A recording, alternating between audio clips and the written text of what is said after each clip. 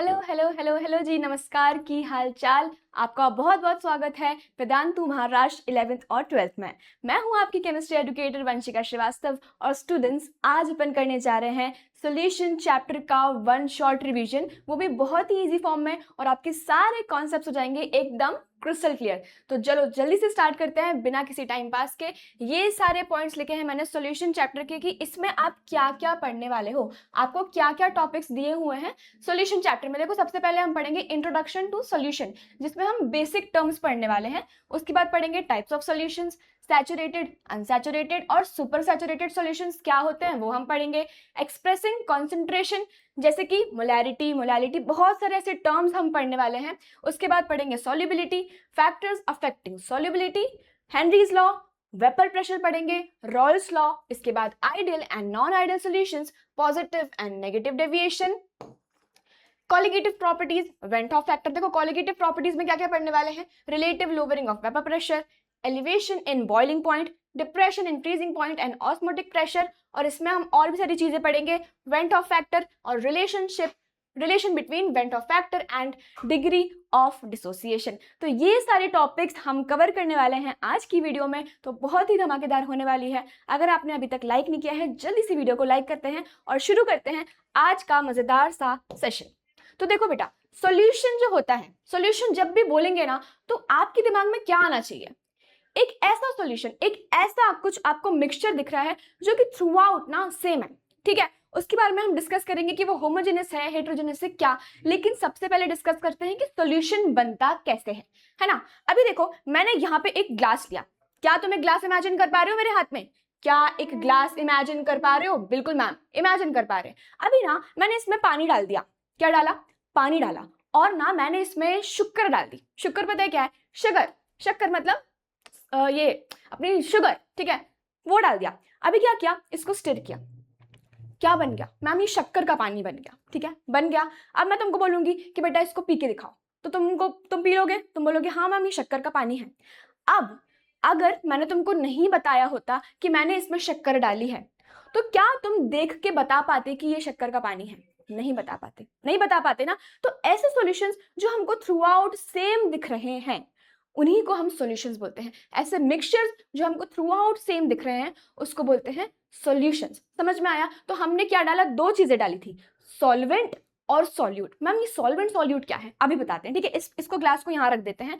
अब दो चीजें देखो, सॉल्यूट जो हमने कम क्वांटिटी में डाला, शक्कर, ठीक है, जो हमने कम क्वांटिटी में डाला दैट इज सॉल्यूट। जो हमने ज्यादा क्वांटिटी में डाला दैट इज वाटर, है ना। वाटर को हमने बहुत ज्यादा डाला था, शक्कर को थोड़ा सा डाला। शक्कर की जगह हम नमक भी ले सकते हैं। लेकिन ऐसी चीजें जो पानी में मिक्सिबल होनी चाहिए और हमको थ्रू आउट एक एक ही हमको कॉम्पोजिशन दिखना चाहिए, उसको हम बोलते हैं सॉल्यूशन। समझ में आ गया? तो सॉल्यूशन बेसिकली दो चीजों से बनता है, सॉल्यूट से और सॉल्वेंट से। सॉल्यूट क्या होता है? जो कि कम क्वांटिटी में प्रेजेंट हो। सॉल्वेंट क्या होता है? जो कि ज्यादा क्वांटिटी में प्रेजेंट हो। ठीक है, तो पूरे चैप्टर में सॉल्यूट सॉल्वेंट आपको देखने को मिलेगा। इसलिए अभी से अपना कॉन्सेप्ट क्लियर कर लो कि सॉल्यूट क्या है और सॉल्वेंट क्या है। ठीक है, इतनी बेसिक चीज समझ में आ गई कि जो कम क्वांटिटी में है बेटा वो सॉल्यूट है, जो ज्यादा क्वांटिटी में है दैट इज सॉल्वेंट। अब बात करते हैं मिक्सचर्स के बारे में। ठीक है, हमने क्या किया, हमने एक बढ़िया सी बास्केट ली और बहुत सारे फ्रूट्स डाल दिए। अभी तो फ्रूट का सीजन चल रहा है, ठीक है, मैंगो वाला सीजन चल रहा है। तुमने मैंगो खाया कि नहीं मुझे बताना कमेंट सेक्शन में। और यहाँ देखो हमने बहुत सारे फ्रूट्स डाले, mango, pineapple, Apple, strawberry, guava, everything. क्या बन गया? एक फ्रूट सैलेड बन गया, एक मिक्सचर बन गया। मिक्सचर मतलब क्या? नमकीन। घर में खाया ना तुम लोग ने नमकीन, वो एकदम जो टेस्टी टेस्टी सा लगता है, खट्टा मीठा सा होता है ना। उसमें क्या क्या होता है? गाठिए भी होते हैं, तुम्हारे शेंगदाने भी होते हैं, मूंगफली जो बोलते हो तुम लोग, उसके बाद बहुत सारी अलग अलग चीजें होती हैं। तो मिक्सचर, नमकीन बना देते हैं। ठीक, अभी ना यहाँ पे दो टाइप के मिक्सचर्स हमको देखने मिलते हैं, एक होमोजेनस और एक हीट्रोजेनस। एक होमोजेनस और एक हीट्रोजेनस। होमोजेनस मतलब क्या होता है? होमोजेनस ऐसा मिक्सचर होता है बेटा जो कि जिसका कॉम्पोजिशन हमको यूनिफॉर्म दिखे थ्रू आउट। जैसे कि जो हमारा ग्लास था, देखो इसमें क्या है, शक्कर का पानी है। देख रहे हो तुम लोग, इसमें शक्कर का पानी है। अगर मैंने तुमको नहीं बताया होता कि इसमें मैंने शक्कर डाली है, तो तुम फिजिकली देख के नहीं बता पाते कि मैम ये शक्कर का पानी है या फिर नमक का पानी है ना। क्लियर है ना? तो यार अभी कोई भी सॉल्यूशन अगर तुमको यूनिफॉर्म दिख रहा है थ्रू आउट, उसको बोलेंगे होमो। होमो का मतलब क्या होता है? सेम। होमो का मतलब क्या होता है बेटा, सेम होता है, ठीक है, होमो का मतलब क्या होता है, सेम। हीट्रो का मतलब क्या होता है, एक ग्लास ले लेते हैं वापस से, एक ग्लास लिया, उसमें पानी डाल दिया, डाला पानी, ठीक है मैम डाल दिया पानी, अब उसमें हम डालेंगे क्या, रेत डाल देते हैं। चलो भाई ये उठाई रेत और ये रेत डाल दी, क्या तुमको दिख रही है, क्या तुम इमेजिन कर पा रहे हो, बिल्कुल। चलो रेत डाल दी, अब मैंने उसको घुमाया, क्या ये मिक्स हो जाएगा, क्या ये सॉल्यूशन, क्या ये मिक्सचर मिक्स होगा, नहीं मैम, ये मिक्सचर मिक्स नहीं होने वाला, हमको समझ में आ जाएगा कि यार आपने इसमें रेत डाली है ना, क्लियर है ना। तो ऐसे ही सॉल्यूशंस को बोलते हैं हीट्रोजेनस सॉल्यूशंस, जो कि नॉन यूनिफॉर्म होते हैं, हम फिजिकली देख के बता सकते हैं कि इसमें क्या मिट्टी डाली है, रेत डाली है कि क्या डाली है, ठीक है, उसको बोलते हैं हीट्रोजेनस सॉल्यूशंस। समझ में आ गया ये चीज। तो होमोजेनस सॉल्यूशंस का मतलब क्या हुआ, ऐसे सॉल्यूशंस जो कि यूनिफॉर्म दिख रहे हैं थ्रू आउट, जिसका कॉम्पोजिशन थ्रू आउट सेम है, और हीट्रोजेनस का मतलब क्या हुआ, जिसका कॉम्पोजिशन अलग है। क्लियर है। तो ये बेसिक टर्म्स तुम लोगों को समझ में आ गए ना। अब चलते हैं अगली स्लाइड की तरफ। सॉल्यूशंस क्या होते हैं, सॉल्यूशन जब भी बात करते हैं तो हम हमेशा हमेशा होमोजेनस मिक्सचर की बात करेंगे, ठीक है, यहाँ लिखा है it is a homogeneous mixture. Heterogeneous क्या है, जिसका कॉम्पोजिशन नॉन यूनिफॉर्म है। होमोजेनस क्या है, जिसका कॉम्पोजिशन सेम है, थ्रू आउट सेम दिख रहा है हमको कॉम्पोजिशन। तो सॉल्यूशंस क्या होते हैं, it is a homogeneous mixture of two or more pure substances. Pure मतलब क्या, एक वाटर था, वाटर मतलब प्योर सॉल्वेंट हो गया।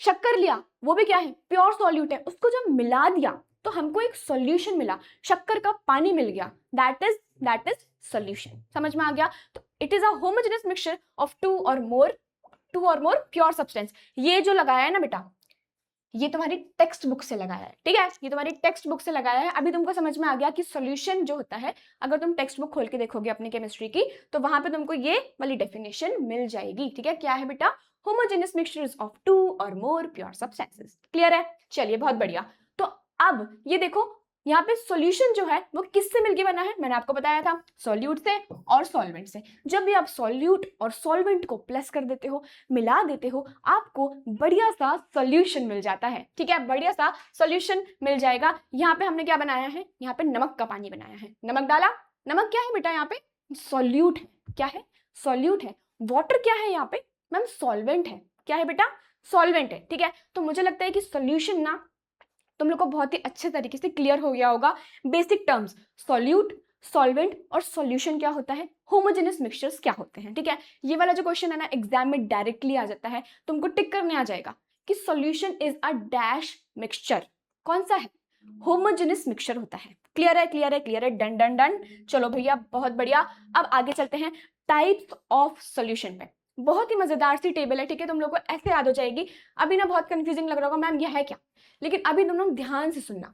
हमारे पास ना 3 टाइप के सॉल्यूशंस होते हैं बेटा, गैसियस सॉल्यूशन, लिक्विड सॉल्यूशन और सॉलिड सॉल्यूशन। अभी कैसे कैसे बनते हैं ये मैम, बनेंगे तो सॉल्यूट और सॉल्वेंट से ही, क्योंकि कोई सा भी सॉल्यूशन ले लो वो सॉल्यूट और सॉल्वेंट से ही बनता है। लेकिन अभी यहाँ देखो मैंने लिखा है ये वाला जो गैस गैस गैस, क्या है बेटा, ये सॉल्वेंट है, क्या है ये, सॉल्वेंट है। और सॉल्वेंट हमेशा डोमिनेट करता है, सॉल्वेंट राजा है, ठीक है। तो जो भी सॉल्वेंट होगा वही उसका सॉल्यूशन होगा। अगर यहाँ पे सॉल्वेंट गैस है तो सॉल्यूशन क्या होगा, गैसियस सॉल्यूशन। अगर यहाँ पे सॉल्वेंट लिक्विड है तो सॉल्यूशन क्या होगा, लिक्विड सॉल्यूशन। अगर यहाँ पे आपका सॉल्वेंट सॉलिड है तो आपका सॉल्यूशन क्या होने वाला है, सॉलिड सॉल्यूशन होने वाला है। क्या ये चीज आपको क्लियर हुई। तो मतलब सॉल्वेंट हमेशा डोमिनेट कर रहा है, सॉल्वेंट भारी पड़ रहा है, वो राजा है, उसने बोल दिया कि मेरा ही सॉल्यूशन बनेगा, ठीक है, सॉल्यूट का नहीं बनता है। तो यहाँ देखो, यहाँ पे गैस का सॉल्यूशन था, यहाँ पे गैस क्या है, सॉल्वेंट है, इसलिए यहाँ पे हम बोलेंगे ये सारे सॉल्यूशंस क्या है, गैसियस सॉल्यूशंस है। क्लियर होगी ये चीज क्लियर हुई तुम लोगों को, ठीक है। तो अभी क्या किया, यहाँ पे तो राजा बैठा हुआ है, अभी आया भाई उसके यहाँ पे सॉल्यूट, क्या आया, क्योंकि सॉल्वेंट में कुछ तो डालेंगे तभी तो सॉल्यूशन बनेगा ना। तो सॉल्यूट क्या डाल दिया, गैस, तो गैस इन गैस, ठीक है। जब भी ऐसा लिखा है ना, बहुत बारी ऐसा लिखा आता है, कैसा, गैस इन गैस, मतलब कि सॉल्यूट को डाला है सॉल्वेंट में। जब भी ऐसा लिखा है कि गैस इन गैस या फिर लिक्विड इन गैस, तो मतलब किसका सॉल्यूशन बन रहा है, देखो लिक्विड इन गैस। अगर ना यहाँ पे लिखा है, यहाँ लिखती हूं मैं, ठीक है, अगर यहाँ पे लिखा है तुम लोगों को बेटा लिक्विड इन गैस, ठीक है, तो किसका सॉल्यूशन बन रहा है, कैसे देखोगे, जो यहाँ पे आखिरी में लिखा है लिक्विड इन गैस, मतलब जो आपका कंटेनर है उसमें गैस डली हुई है, उसमें गैस ऑलरेडी प्रेजेंट है, जो आपका कंटेनर है उसमें गैस ऑलरेडी प्रेजेंट है और आप उसमें लिक्विड मिला रहे हो, लिक्विड इन गैस। समझ में आ गया? लिक्विड जो है इन गैस। तो जो आपका गैस है वो सॉल्वेंट है। क्या है? सॉल्वेंट है। जो भी बेटा पीछे लिखा होता है ना ये, वो क्या होता है? सॉल्वेंट होता है, और सॉल्वेंट डोमिनेट करता है, राजा होता है, इसीलिए उसी का ही सॉल्यूशन बनेगा। तो अगर मैंने लिखा है liquid in gas, that means that is a gaseous solution. क्या ये चीज आपको क्लियर हो गई है अच्छे से? बहुत बढ़िया तरीके से।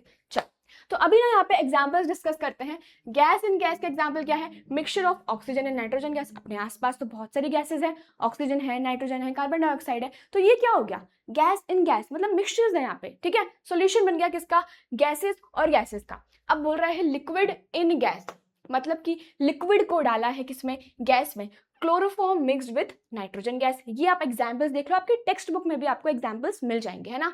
सॉलिड इन गैस, मतलब हमने गैस में क्या डिसॉल्व किया है? देखो कैम्फर, कैम्फर क्या है बेटा? सॉलिड है। किस में डिसॉल्व कर दिया उसको? In nitrogen gas. अब आते हैं लिक्विड सॉल्यूशंस पे। यहाँ पे क्या लिखा है? Gas in liquid, gas in liquid. जो बाद में लिखा होगा, ये जो बाद में लिखा है उसी का राज होगा, वही राजा होगा। ठीक है, उसी का सॉल्यूशन बनेगा। तो लिक्विड सॉल्यूशन मिल रहे हैं हमको। क्या मिल रहा है? Liquid solution. Gas in liquid मतलब oxygen dissolved in water, oxygen को डिसॉल्व किया है किसमें? वाटर में डिसॉल्व किया है। लिक्विड इन लिक्विड, यहाँ देखो, लिक्विड इन लिक्विड का मतलब क्या हुआ? हमने लिक्विड को डिसॉल्व किया है लिक्विड में। कैसे? इथेनॉल को डिसॉल्व किया है वाटर में, इथेनॉल को डिसॉल्व किया है वाटर में। सॉलिड इन लिक्विड मतलब कि क्या? कुछ सॉलिड है उसको लिक्विड में डिसॉल्व किया। ये तो हमने सबसे पहला एग्जांपल देखा था, कौन सा वाला ma'am? Salt in water. Salt क्या है? सॉलिड है। मेरे पास क्या है? वाटर है। तो यहाँ पे क्या हो गया? मेरे पास सॉलिड है ये, और ये क्या है? लिक्विड है। Solid in liquid, solid in liquid. ठीक है, तो क्या बन गया? लिक्विड सॉल्यूशन बन गया। अब यहाँ देखो, ग्लूकोज डिसॉल्व्ड इन वाटर, है ना, मतलब शक्कर को हमने किस में डिसॉल्व किया है? पानी में डिसॉल्व कर दिया है। अब बात करते हैं सॉलिड सॉल्यूशंस की। सॉलिड सॉल्यूशंस का मतलब क्या हुआ? यहाँ पे डोमिनेट कौन कर रहा है? राजा कौन है यहाँ पे? सॉलिड है। ठीक है, सॉलिड है। गैस को इन सॉलिड, गैस को डाला है किसमें? सॉलिड में, मतलब कि solution of hydrogen in palladium. Palladium क्या है बेटा? एक मेटल है। तो उसके ऊपर जो बबल्स बने हुए हैं वो किसके हैं? हाइड्रोजन गैस के हैं। तो गैस इन सॉलिड। इसके बाद liquid in solid, liquid in solid मतलब amalgam of mercury with sodium, है ना। अमलगम ऑफ मरकरी, मरकरी ऐसे लिखते हो बेटा? Hg, sodium Na। क्लियर है? सोडियम क्या है? सॉलिड है। और सॉलिड इन सॉलिड्स क्या होगा? Copper dissolved in gold. Clear है? या फिर आप दूसरा एग्जांपल भी ले सकते हो कि कॉपर और जिंक क्या बन जाता है? एलॉय बन जाता है। दोनों क्या है? सॉलिड है। मिक्स कर दिया, क्या बन गया? एलॉय बन गया, ब्रास बन जाता है। तो वो कौन सा सॉल्यूशन हो जाएगा? सॉलिड सॉल्यूशन हो जाएगा। क्या ये चीज आपको एकदम एकदम बहुत बढ़िया तरीके से क्रिस्टल क्लियर हो गई है? ठीक है, हो गई। Done done done. चलिए, बहुत ही बढ़िया बात है। अब अपन चलते हैं आगे। अब बात करते हैं टाइप्स ऑफ सॉल्यूशन, जो कि हम कितना अमाउंट ऑफ सॉल्यूट मिला रहे हैं उस पर डिपेंड करता है। ठीक है, पहले जो हम डिस्कस कर रहे थे, ये वाला जो हम डिस्कस कर रहे थे, यहाँ पे ना सॉल्वेंट डोमिनेट कर रहा था। यहाँ पे सॉल्वेंट क्या था? राजा था। अब सॉल्यूट ने बोला भाई मैं भी तो राजा बनूंगा ना यार, मेरे बारे में भी डिस्कस करो तुम लोग। तो यहाँ पे हमने 3 टाइप के सॉल्यूशन डिस्कस करने हैं, जो कि हैं सैचुरेटेड, अनसैचुरेटेड और सुपर सैचुरेटेड। ये कैसे बनते हैं? कितना सॉल्यूट हम मिला रहे हैं अपने सॉल्वेंट में। पूरे ही चैप्टर में मैं सॉल्यूट और सॉल्वेंट बोलने वाली हूँ। समझ नहीं आया है तो पीछे ना जाके देखो कि मैम सॉल्यूट क्या होता है, सॉल्वेंट क्या होता है, वरना पूरा चैप्टर समझ नहीं आएगा। ठीक है, तो हम सबसे पहले डिस्कस करते हैं सैचुरेटेड सॉल्यूशंस। अभी फटाफट से एक ग्लास ले लिया। क्या तुम एक ग्लास इमेजिन कर पा रहे हो? क्या तुम एक ग्लास इमेजिन कर पा रहे हो? बिल्कुल मैम। पानी डाल दिया, इसमें पानी डाल दिया, और अब मैं इसमें डालूंगी 1 चम्मच नमक। क्या डाला मैंने? 1 चम्मच नमक डाल दिया। मैंने कहा यार नहीं यार, और ज्यादा डालना है, और डाल दिया, और डाल दिया, और डाल दिया। मतलब मैं डालती जा रही हूँ, बहुत नमक है अपने पास, बहुत नमक है, टाटा सॉल्ट, बहुत सारा नमक है, डाल दिया। अब ये पानी बोल रहा है बस कर बहन, बस अब मुझसे नहीं खाया जा रहा नमक इतना ज्यादा। तो उसकी एक लिमिट आ गई, maximum amount of solute that can be dissolved in a solvent. समझ में आया? एक लिमिट आ जाती है जब किसी सॉल्यूट को डिसॉल्व करने की, उसको बोलते हैं सैचुरेटेड सॉल्यूशन, मतलब कि हम उसमें और ज्यादा सॉल्ट को डिसॉल्व नहीं कर सकते। समझ में आया तुम लोगों को क्या बोला मैंने? हमने इतना सारा नमक डाल दिया, लेकिन एक टाइम बाद ये पानी बोलेगा भाई बस कर ले, अब मैं इससे ज्यादा नमक डिसॉल्व नहीं कर सकता हूं खुद में, तो इस सॉल्यूशन को बोलेंगे बेटा सैचुरेटेड सॉल्यूशन। मैं ग्लास यहां रख देती हूँ। सैचुरेटेड सॉल्यूशन मतलब क्या? Maximum amount of solute that can be dissolved at a given temperature. Temperature fixed है, ठीक है, टेम्परेचर फिक्स्ड है और उसी टेम्परेचर पे हमको क्या डालना है? सॉल्यूट। लेकिन मैक्सिमम अमाउंट जब आ जाएगी, no more solute can be dissolve, उसको बोलेंगे सैचुरेटेड सॉल्यूशन। क्या ये चीज आपको क्लियर हुई? क्या ये चीज आपको क्लियर हो गई अच्छे से? ठीक है, अभी मैंने वापस से एक ग्लास ले लिया। आ जाओ, क्या तुम एक ग्लास इमेजिन कर पा रहे हो? ये बढ़िया सा, ठीक है मैम, एक ग्लास ले लिया बढ़िया सा, यहाँ देखो, ठीक है, एक ग्लास लिया है। अभी मैंने पानी डाला, मैंने इसमें पानी डाल दिया। अब मैंने इसमें एक चम्मच सिर्फ एक सॉल्ट डाला। क्या मैं इसमें और सॉल्ट को डिसॉल्व कर सकती हूँ? बता दो, कर सकती हूँ ना? हाँ बोलोगे ना? हाँ मैम। क्या इसमें और सॉल्ट डिसॉल्व कर सकते हैं? बिल्कुल कर सकते हैं।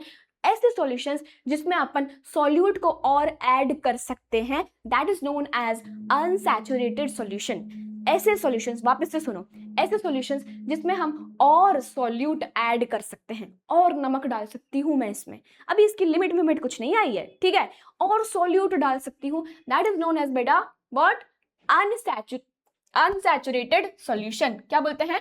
Unsaturated solution. क्या ये चीज आपको क्लियर हो गई? क्या ये चीज आपको बहुत अच्छे से क्लियर हो गई? तो सैचुरेटेड एंड अनसैचुरेटेड। अब आया भाई सुपर सैचुरेटेड सॉरी, अब आया भाई सुपर सैचुरेटेड। क्या होता है सुपर सैचुरेटेड का मतलब? सैचुरेटेड तो है, लेकिन ये भाई सुपर से भी ऊपर है। क्या किया था हमने सैचुरेटेड में? देखो, वापस से अपना सैचुरेटेड वाला ग्लास उठाते हैं, ठीक है, वापस से सैचुरेटेड वाला, मतलब बहुत सारा नमक डाला था ना मैंने इसमें, बहुत सारा नमक डाला था। अब इसने बोला कि भाई बस कर ले, अब मैं और डिसॉल्व नहीं हो सकता, और ज्यादा डिसॉल्व मेरे में क्षमता ही नहीं डिसॉल्व होने की। लेकिन मैंने बोला कि नहीं, मुझे तो करना है, मैं तो करूंगी। तो मैंने क्या किया? इसको हीट करना शुरू किया, इस सॉल्यूशन को मैंने हीट करना शुरू किया। और जैसे ही मैंने इस सॉल्यूशन को हीट करना शुरू किया, इसके पार्टिकल्स भागने लगे। ये पानी वाले जो ये पार्टिकल्स थे यहाँ पे भागने लग गए, इधर उधर इधर उधर। तो अब जो एक्स्ट्रा सॉल्ट ऐड कर रही थी मैं, उसके लिए स्पेस बन गई, तो हम और ज्यादा नमक ऐड कर सकते थे। समझ में आया? पहले क्या हो रहा था? पहले हमने एक गिवन टेम्परेचर, एक टेम्परेचर फिक्स कर दिया था और हम नमक ऐड कर रहे थे, ठीक है। जैसे ही नमक ऐड किया, एक लिमिट आ गई कि यार इससे ज्यादा अब नमक ऐड नहीं कर सकते हैं। क्लियर है? लेकिन मैंने बोला और नमक ऐड कर सकती हूं मैं, कैसे? मैंने इसको हीट किया, बहुत ज्यादा हीट कर दिया। जब भी हीट करेंगे, पार्टिकल्स मूव करने लगे इधर उधर इधर उधर, और एक्स्ट्रा नमक के लिए जगह बन गई। उसको बोलते हैं बेटा सुपर सैचुरेटेड सॉल्यूशन। क्या बोलेंगे? सुपर सैचुरेटेड सॉल्यूशन बोलेंगे। मतलब कि हमने और ज्यादा सॉल्यूट मिला दिया। कैसे मिलाया? Bye increasing the temperature. समझ में आया? टेम्परेचर को बढ़ा दिया, इसके कारण सॉल्यूट भी क्या हो गया? और ज्यादा मिक्स हो गया। उसको बोलेंगे सुपर सैचुरेटेड सॉल्यूशन। क्या ये चीज आपको एकदम बढ़िया तरीके से क्लियर हो गई है? More amount of solute can be added by increasing the temperature, ठीक है, बाय इंक्रीजिंग द टेम्परेचर। अभी ना ये आपकी टेक्स्ट बुक से चिपकाया है, देखो एक बार पढ़ो जल्दी से। क्या बोल रहा है आपकी टेक्स्ट बुक में? अ saturated solution contains maximum amount of solute dissolved in a given amount of solvent at a given temperature. समझ में आ गया ये चीज आपको? अगर मैं नहीं समझाती और आप पहले अपनी टेक्स्ट बुक पढ़ते, तो आई लिटरली नो कि आपको नहीं समझ में आता, क्योंकि टेक्स्ट बुक में ना बहुत ही ज्यादा मिंगल्ड लैंग्वेज में लिखा होता है, बहुत ही ज्यादा अजीबोगरीब लैंग्वेज में लिखा होता है कि यार पता नहीं कैसे लिख देते हैं लोग कि बच्चों को समझ नहीं आता। तो एकदम प्लेन, एकदम इजी लैंग्वेज में मैंने आपको यहाँ पे एक्सप्लेन किया है, ठीक है। A solution containing greater than the equilibrium amount of solute is said to be super saturated solutions. तो आपको यहाँ तक समझ में आ गया सैचुरेटेड, अनसैचुरेटेड और सुपर सैचुरेटेड। क्लियर है? क्लियर है? क्लियर है? बहुत अच्छे से। क्या आपको क्रिस्टल क्लियर हो गया है ये? क्या आपको ये एकदम अच्छे से क्रिस्टल क्लियर हो गया है? जल्दी बता दो मुझे, फटाफट से बता दो, बस 1 मिनट दे दो, पानी पी लेते हैं।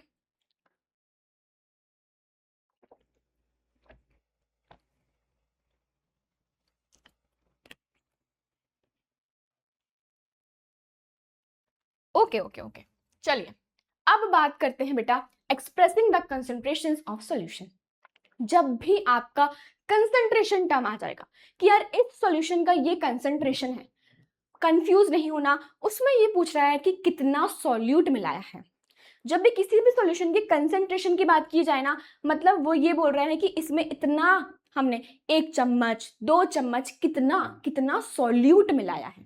समझ में आ गया कितना सॉल्यूट मिलाया है। अभी कैसे हम एक्सप्रेस कर सकते हैं, mass percentage, volume percentage, mass by volume percentage, parts पर मिलियन, मोल फ्रैक्शन, मोलैरिटी और मोलैलिटी। ठीक है, इन सभी से हम किसी भी सॉल्यूशन का कंसंट्रेशन निकाल सकते हैं कि उस सॉल्यूशन का बेसिकली कंसंट्रेशन कितना सॉल्यूट मिलाया गया है उसमें।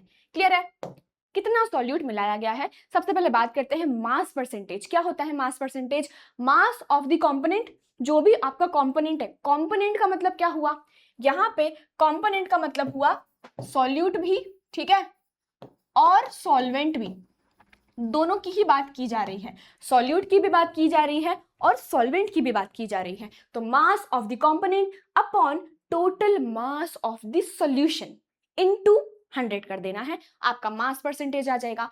वॉल्यूम परसेंटेज में क्या करना है, बस कुछ नहीं, वॉल्यूम, मास को वॉल्यूम से रिप्लेस कर दो। Volume of the component, component मतलब क्या, या तो सॉल्यूट या तो सॉल्वेंट, जो भी दिया होगा, जो भी पूछा है आपको क्वेश्चन में वो लिख दोगे। ठीक है, volume of the component upon total volume of the solution into 100, ये आ जाएगा आपका वॉल्यूम परसेंटेज। क्लियर है, क्लियर है, क्लियर है। चलिए अब बात करते हैं मास बाय वॉल्यूम परसेंटेज की। मतलब कि मास ऑफ द कंपोनेंट, जो भी आपके कंपोनेंट का मास है, upon total volume of the solution into 100 कर देना है, आपका आ जाएगा मास बाय वॉल्यूम परसेंटेज। अब बात करते हैं पार्ट्स पर मिलियन की। Number of parts of the component upon total parts of the component into 10 की पावर 6। 100 नहीं करना है, हम पार्ट्स पर मिलियन की बात कर रहे हैं, मतलब कि करोड़ों में एक, अच्छा मिलियंस में एक, जैसे कि तुम हो ना, मिलियंस में एक हो तुम, करोड़ों में यार तुम तो कोहिनूर हो। ठीक है, तो यहाँ पे उसी की बात कर रहे हैं कि पार्ट्स पर मिलियन मतलब क्या, number of parts of the component upon total parts of the component into 10 की पावर 6। और पीपीएम, बहुत सारी जगह पीपीएम लिखा होता है, दैट इज पार्ट्स पर मिलियन। क्लियर है, क्लियर है, क्लियर है। चलिए बहुत बढ़िया। अब बात करते हैं मोल फ्रैक्शन की। मोल फ्रैक्शन क्या होता है, number of moles of the component, number of moles of the component, यहाँ पे मोल्स की बात कर रहे हैं। ठीक है, यहाँ पे मोल्स की बात कर रहे हैं, ध्यान रखना, upon total number of moles, upon जितने भी टोटल नंबर ऑफ मोल्स है सॉल्यूशन के, उसकी बात कर रहे हैं। अब हमारे पास सॉल्यूशन में दो चीजें होती हैं, सॉल्यूट होता है और सॉल्वेंट होता है। ठीक है, तो हमने अगर सॉल्यूट का मोल फ्रैक्शन निकालना है तो मैं क्या करूंगी, मैं ऊपर लिखूंगी number of moles of solute. मुझे जिसका भी मोल फ्रैक्शन निकालना है उसकी वैल्यू हम ऊपर लिखेंगे, number of moles of solute upon total moles.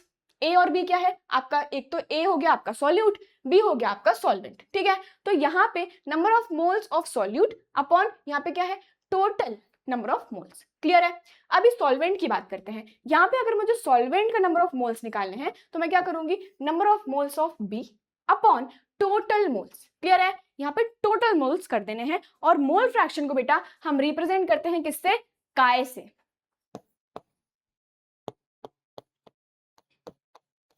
क्या बोलते हैं इसको, काय। क्या बोलेंगे, काय, CHI। तो मोल फ्रैक्शन को हमेशा हम काय से रिप्रेजेंट करते हैं। तो ये समझ में आ गया, क्लियर हो गया। अब एक और चीज अगर मैंने यहाँ पे लिखी हो, ठीक है यहाँ पे लिखी है मैंने, नंबर ऑफ मोल्स कैसे निकालते हैं, नंबर ऑफ मोल्स कैसे निकालते हैं, गिवन मास अपॉन मोलर मास, गिवन मास अपॉन मोलर मास। ठीक है, इसको याद करने की ट्रिक क्या है, गुड मॉर्निंग, गुड मॉर्निंग मेरी मम्मा। क्या तुम अपनी मम्मा को गुड मॉर्निंग बोलते हो रोज, मैं तो बोलती हूँ, तुम बोलते हो क्या, गुड मॉर्निंग मेरी मम्मा। ठीक है, रोज अपनी मम्मी को गुड मॉर्निंग बोलना चाहिए, गुड मॉर्निंग, नमस्ते, पैर छूना चाहिए, ये सब करना चाहिए, अच्छा होता है ना। तो गुड मॉर्निंग मेरी मम्मा, गुड मॉर्निंग मेरी मम्मा। नंबर ऑफ मोल्स ऐसे निकालते हैं, गिवन मास अपॉन मोलर मास, गिवन मास ऊपर लिखना है, मोलर मास नीचे लिखना है, तो आपका नंबर ऑफ मोल्स आ जाएंगे। क्लियर है, क्लियर है, क्लियर है। ठीक है, अभी बात करते हैं मोलैरिटी की। मोलैरिटी की मतलब आर की बात कर रहे हैं, आर है यहाँ पे। ठीक है, आर है, आर है, आर है, कैपिटल एम से रिप्रेजेंट करते हैं, किससे, कैपिटल एम से रिप्रेजेंट किया जाता है। कैसे फाइंड करोगे, number of moles of solute, solute के number of moles upon volume of solution in litres. बहुत इंपॉर्टेंट है, वेरी वेरी इंपॉर्टेंट, ठीक है, उसकी यूनिट बहुत इंपॉर्टेंट है। Number of moles of solute upon volume of solution in litres. इसके बाद अगर मोलैलिटी की बात करेंगे L, तो यहाँ पे मोलैलिटी को आप स्मॉल m से डिनोट करते हो, और स्मॉल m क्या होता है बेटा, number of moles of solute upon mass of solvent in KG. ठीक है, सॉल्यूशन नहीं है यहाँ पे, सॉल्वेंट की बात की जा रही है, तो मास ऑफ सॉल्वेंट किस में मैम, केजी में। ठीक है मैम, केजी में। क्लियर है, क्लियर है, क्लियर है, mass of solvent in KGs. चलिए बहुत बढ़िया, ये तो हो गया, ये तो हो गया। अब बात करते हैं सॉल्युबिलिटी की, मतलब कि आपका कितना सॉल्यूट, आपने सॉल्यूट डाला, आपने पानी में सॉल्यूट डाला, कितना सॉल्यूट डिसॉल्व हो रहा है, घुलना। ठीक है, सॉल्युबिलिटी का मतलब क्या होता है, हमने पानी लिया यार, हमने इस ग्लास में, ग्लास इमेजिन कर पा रहे हो ना तुम, तो हमने इस ग्लास में पानी लिया, शक्कर या फिर नमक डाल दिया, अब घुलाया, मतलब इसको मिक्स किया। ठीक है, घुलना यही बोलते हैं ना। तो सॉल्युबिलिटी क्या होता है कि हम इसमें कितना सॉल्यूट डिसॉल्व कर सकते हैं, हम इसमें कितना नमक डिसॉल्व कर सकते हैं, that is solubility, that is solubility। तो the maximum amount of solute that can be dissolved in the solvent। ठीक है, एक क्षमता आ जाएगी, वो तो सैचुरेटेड बन जाएगा कि हम नो मोर सॉल्यूट वाला, लेकिन हम उसमें जब डिसॉल्व करें दैट इज solubility, कि यार वो घुल रहा है, नमक पानी में जा रहा है और वो बढ़िया से घुल रहा है, दैट इज solubility। समझ में आ गया, दैट इज व्हाट, solubility। अब ना कोई भी सॉल्यूशन की जो सॉल्युबिलिटी होती है बेटा, वो 3 फैक्टर्स के लिए फिक्स्ड होती है। कौन कौन से, एक तो आपका सॉल्वेंट फिक्स होना चाहिए, दूसरा आपका एक टेम्परेचर फिक्स होना चाहिए, और एक प्रेशर फिक्स होना चाहिए। मतलब कैसा कि अगर आपने एक ग्लास लिया, ठीक है, आपने यहाँ पे ग्लास लिया, पानी डाला पानी, तो यहाँ पे आप जब नमक डालोगे तो आपने इसका जो सॉल्वेंट है ना वो एज इट इज, अगर आपने 50 ml लिया है, अगर आपने 50 ml सॉल्वेंट पानी लिया है तो वो 50 ml ही रहना चाहिए। अगर आपने 27 डिग्रीज पे उसको नमक को मिला रहे हो तो वो टेम्परेचर उतना ही रहना चाहिए, अदरवाइज सॉल्युबिलिटी चेंज हो जाएगी। मैम कैसे कैसे चेंज होगी, आप तो कुछ भी बोल रहे हो। नहीं, अब मेरी बात ध्यान से सुनो, ठीक है, ध्यान से सुनना, एकदम फोकस होके।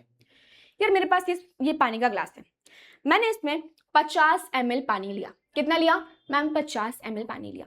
अब ना मैंने इसमें सॉल्ट डाला, अब एक लिमिट आ जाएगी कि ये सॉल्ट डिसॉल्व नहीं होगा। हाँ मैम आ जाएगी। मैंने क्या किया, उसमें 50 ml और पानी डाल दिया, तो क्या जो सॉल्ट डिसॉल्व नहीं हो रही थी अब होने लग जाएगी, क्योंकि मैंने सॉल्वेंट को बढ़ा दिया। समझ में आया, क्योंकि मैंने सॉल्वेंट का कंसंट्रेशन बढ़ा दिया है तो सॉल्यूट डिसॉल्व होने लग गया। तो पहले वाले का क्या हुआ, पहले वाला तो खराब हो गया भाई, क्योंकि हम 50 ml पे मेजर कर रहे थे ना उसको। इसीलिए हमेशा जब भी सॉल्युबिलिटी को डिफाइन करेंगे, जब भी सॉल्युबिलिटी निकालेंगे किसी भी सॉल्वेंट की, किसी भी सॉल्यूशन की, तो उसका फिक्स्ड अमाउंट ऑफ सॉल्वेंट होगा, फिक्स्ड अमाउंट ऑफ टेम्परेचर होगा और फिक्स्ड अमाउंट ऑफ प्रेशर होने वाला है।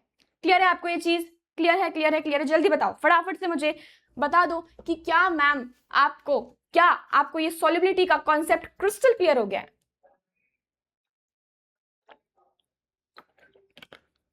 ठीक है, चलिए अपन आगे। बहुत बढ़िया, यही आपके टेक्स्ट बुक से चिपकाया है मैंने। The solubility of a solute is it's amount per unit volume of saturated solution at a specific temperature. कितनी खतरनाक सी डेफिनेशन दे देते हैं भाई ये लोग, कि ना बच्चे ऐसे हो जाते हैं कि मैम क्या है ये, क्या है ये, सॉल्युबिलिटी कुछ नहीं है, बस maximum amount of solute that can be dissolved in the solvent. Clear है, चलिए बहुत ही बढ़िया, हो गया, डन डन डन। चलेंगे आगे। अब बात करते हैं दो चीजों की, that is dissolution and crystallization. Dissolution and crystallization. मैंने ये ग्लास लिया, बढ़िया सा ग्लास, इसमें नमक डाल दिया, इसको मिक्स कर दिया, बस इसी प्रोसेस को बोलते हैं डिसोल्यूशन। सिर्फ इसी प्रोसेस को बोलते हैं डिसोल्यूशन। जब भी हमने सॉल्वेंट लिया, सॉल्यूट लिया, मिक्स कर दिया, उसी को बोलेंगे बेटा डिसोल्यूशन। देखो पढ़ो यहाँ पे, व्हेन अ सॉलिड सॉल्यूट, नमक है ना, सॉलिड सॉल्यूट है, is added to the solvent, पानी में ऐड किया है, some amount of solute get dissolve हो रहा है ना उस पानी में, नमक बिल्कुल हो रहा है मैम, उसी को बोलते हैं क्या, डिसोल्यूशन। क्या बोलेंगे बेटा, डिसोल्यूशन बोलेंगे। क्रिस्टलाइजेशन क्या होता है, some solid particles in the solution collide with the solute and get separated। Ma'am समझ नहीं आया, अभी देखो वापस आओ, ये वाला ग्लास ले लो, डिसोल्यूशन वाला, पानी लिया था, नमक डाल दिया था, मिक्स कर दिया, बढ़िया से मिक्स हो गया। अभी क्या किया, और सॉल्ट डालने लग गई, मेरे पास बहुत सारा सॉल्ट है, टाटा नमक एकदम बहुत सारा डाल दिया। अभी क्या हो रहा है, एक लिमिट आ जाएगी कि वो सॉल्ट डिसॉल्व नहीं होगा उस पानी में। तो जो आने वाला सॉल्ट है बेटा, जो आने वाला सॉल्ट है वो इस वाले पार्टिकल से टकराएगा और वो क्रिस्टल्स फॉर्म करेगा, क्योंकि वो अब पानी में डिसॉल्व नहीं हो रहा है, अब वो पानी में और ज्यादा डिसॉल्व नहीं हो रहा है, तो आपस में ही वो लोग क्या करेंगे, लड़ाई झगड़े करने लग जाएंगे। जो सॉल्ट वाले पार्टिकल्स हैं वो आपस में ही क्या करेंगे बेटा, लड़ाई झगड़े करने लग जाएंगे, और उसी को बोलते हैं क्या, क्रिस्टलाइजेशन। क्या बोलेंगे बेटा, क्रिस्टलाइजेशन बोलेंगे। समझ में आ गया तुमको कि उसको बोलेंगे क्रिस्टलाइजेशन। तो जब भी मैंने सॉल्यूट मिलाया सॉल्वेंट में, जब भी मैंने सॉल्यूट मिलाया किसमें, सॉल्वेंट में, तो देखो ये वाला जो साइन है ये भी आपकी टेक्स्ट बुक में ही लिखा है, ठीक है। ये वाला जो साइन होता है बेटा, ये साइन होता है किसका, इक्विलिब्रियम का। इक्विलिब्रियम का मतलब क्या होता है, बैलेंस हो रहा है, ठीक है। वो ऊपर वाली रिएक्शन फॉरवर्ड में जा रही है, नीचे वाली बैकवर्ड में आ रही है। तो ऊपर वाली देखो, जब भी मैंने सॉल्यूट और सॉल्वेंट को मिलाया क्या हो रहा है मैम, डिसोल्यूशन हो रहा है ना। सिंपल क्या था वो, कि जब भी हमने पानी में सॉल्ट को मिलाया तो वो घुल गया, दैट इज डिसोल्यूशन, है ना। तो वो डिसोल्यूशन हो रहा है, सॉल्यूशन बन रहा है, सॉल्यूशन बन गया है हमारा, बन गया है सॉल्यूशन। अब उस सॉल्यूशन में और नमक ऐड कर रही हूं, क्योंकि मेरे पास बहुत सारा नमक है, करते जा रही हूं। तो अब क्या हो रहा है, एक रिवर्स वापस रिएक्शन हो रही है, क्योंकि जो उसके पार्टिकल्स है वो टकरा रहे हैं एक दूसरे के साथ। तो वहां पे क्या हो रहा है बेटा, क्रिस्टलाइजेशन हो रहा है। क्या हो रहा है वहां पे, क्रिस्टलाइजेशन हो रहा है। क्या ये चीज आपको क्लियर हुई, क्या ये चीज आपको एकदम क्रिस्टल क्लियर हो गई है, डन डन डन। चलिए बहुत बढ़िया। अब बात करते हैं फैक्टर्स अफेक्टिंग सॉल्युबिलिटी की। जो कुछ फैक्टर्स होते हैं बेटा जो सॉल्युबिलिटी को अफेक्ट करते हैं, जैसे कि क्या, nature of solute and solvent. Solute का क्या नेचर है, सॉल्वेंट का क्या नेचर है, क्या वो खड़ूस है, क्या वो अच्छा है, क्या वो हैप्पी वाला नेचर है, या फिर सैड वाला नेचर है, कैसा नेचर है उसका। टेम्परेचर और प्रेशर की बात करेंगे, ठीक है। सबसे पहले बात करते हैं nature of solute and solvent की। अब यहाँ पे एक चीज देखो कि यार मैंने एक बीकर लिया, एक ग्लास ले लिया, उसमें मैंने डाला पानी और ऑयल, दूसरा ग्लास लिया, पानी और सॉल्ट डाल दिया। तुम बताओ कि कौन सा ए और बी, कौन सा वाला मिक्सिबल होगा, मिक्स हो जाएगा। आप बोलोगे कि मैम ए वाला जो है वो बढ़िया तरीके से मिक्स हो जाएगा, लेकिन बी वाला मिक्स नहीं होगा, क्योंकि ऑयल पानी में मिक्स नहीं होता। तो वही है बेटा नेचर ऑफ सॉल्यूट और सॉल्वेंट, मतलब कि दोनों सेम नेचर के होने चाहिए। बोलते हैं ना किसी के साथ वाइब मैच हो रही है तो उसके साथ रहने में मजा आता है ना। अब यार आप पार्टी लगा रहे हो, एकदम बहुत बढ़िया से पार्टी वार्टी पसंद है आपको, और सामने वाले को शांत रहना पसंद है, उसको बोले नहीं यार मुझे नहीं जाना, वो एकदम बोरिंग सा है। तो आप क्या बोलोगे, अरे यार हट यार, तो बहुत बोरिंग है, इसकी वाइब भी खराब है, छोड़ो हम किसी और के साथ पार्टी के लिए जाएंगे। तो वाइब मैच होना, सॉल्यूट और सॉल्वेंट की जब वाइब मैच हो जाती है, एकदम बढ़िया तरीके से उनका नेचर मैच हो जाता है, तो बन जाता है आपका सॉल्यूशन। अदरवाइज आपका सॉल्यूशन नहीं बनेगा, क्योंकि यहाँ पे ऑयल का अलग नेचर है, वाटर का अलग नेचर है, उन लोगों को मिक्स किया तो मिक्स ही नहीं हुए, सॉल्यूशन ही नहीं बना। तो यहाँ पे लिखा है लाइक डिसॉल्व्स लाइक। समझ आया, जो लाइक है मतलब लाइक क्या, एक जैसे हैं, उनका नेचर क्या है, एकदम एक जैसा है, वाइब क्या है, मैच हो रही, और मैच हो रहा है उन लोगों का। मस्ती वाले लोगों के साथ जाएंगे, शांत वाले लोग के साथ जाएंगे। यार देखो मतलब मान लेते हैं कि आपका नेचर है कि एकदम पार्टी वार्टी करना है, टीवी वीवी देखना है, और उसके बाद चिल आउट करना है, और आपकी एक फ्रेंड का नेचर है कि वो बोल रहे हैं मुझे लाइब्रेरी जाना है, मुझे शांत रहना है, मुझे नोट्स बनाने हैं। तो आप क्या बोलोगे, अरे यार मैं इसके साथ जाऊंगा तो ये तो बोर कर देगा। वो भी सोचेगा अरे यार ये तो पार्टी वाला है। तो दोनों में क्या होगा, दोनों मैच नहीं कर पाएंगे, दोनों अलग अलग रहेंगे, है ना। लेकिन अगर वहीं आपको एक बंदा मिला जो कि बोलेगा चल भाई पार्टी करने चलते हैं, तो तुम क्या बोलोगे, यार ये तो एकदम सेम वाइब है अपनी, यार अपन तो मस्त दोस्त बनेंगे। वैसे ही होता है सॉल्यूट और सॉल्वेंट में, मतलब जब दोनों का नेचर सेम हो जाता है तो क्या बनता है, एक बढ़िया सा सॉल्यूशन बन जाता है।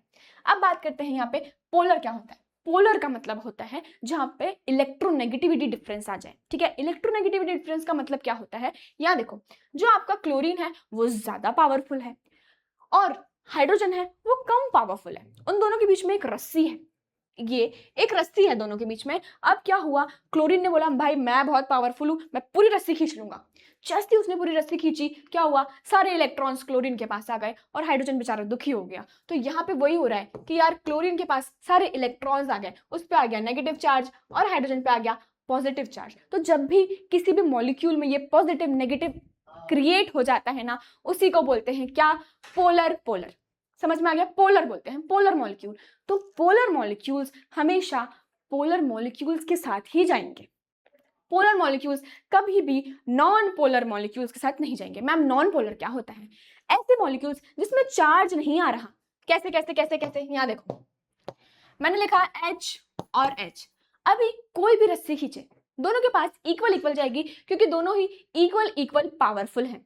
दोनों ही इक्वल इक्वल पावरफुल हैं। अगर मैंने यहाँ पे ले लिया क्लोरीन और क्लोरीन, क्या है, अब तो दोनों दोनों मतलब इक्वल इक्वल पावरफुल हो गए, तो किसी के पास भी रस्सी एकदम से नहीं चली जाएगी। तो दीज आर नॉन पोलर। तो नॉन पोलर बेटा हमेशा नॉन पोलर में ही डिसॉल्व होता है, और पोलर हमेशा पोलर में डिसॉल्व होता है। ये बात हो गई हमारी किसकी, nature of solute and solvent की। समझ में आ गया? समझ में आ गया। अभी यहाँ लिखा है आपकी टेक्स्ट बुक में कि why naphthalene dissolves in benzene but not in water. समझ में आया कि नैफ्थलीन जो होता है बेटा, उसको हम बेंजीन में डिसॉल्व कर सकते हैं, लेकिन वाटर में नहीं कर सकते। ये है आपका नैफ्थलीन का स्ट्रक्चर, ठीक है। ये है आपका नैफ्थलीन का स्ट्रक्चर, ये है आपका बेंजीन का स्ट्रक्चर। ये है आपका नैफ्थलीन का स्ट्रक्चर, ये है आपका बेंजीन का। देखो दोनों एकदम सेम फैमिली के नहीं लग रहे, दोनों की शक्ल सूरत बढ़िया सी सेम सेम नहीं लग रही है, तो ये एक दूसरे में डिसॉल्व हो जाते हैं, सेम फैमिली के है ना। वही अगर मैं बात करूं किसकी, वाटर की, तो वाटर क्या है बेटा, वाटर है आपका पोलर। मैम पोलर क्यों हो गया? क्योंकि ये जो ऑक्सीजन है ये पावरफुल है बेटा।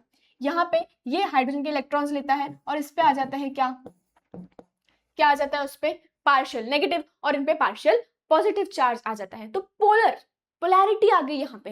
लेकिन नैफ्थलीन भैया क्या है, वो एकदम नॉन पोलर है, बढ़िया से अच्छे से रह रहे हैं, इसलिए ये दोनों एक दूसरे में डिसॉल्व नहीं होते हैं, क्योंकि इनका नेचर अलग अलग है, इनका नेचर बहुत अलग है। क्या ये चीज आपको क्लियर हो गई?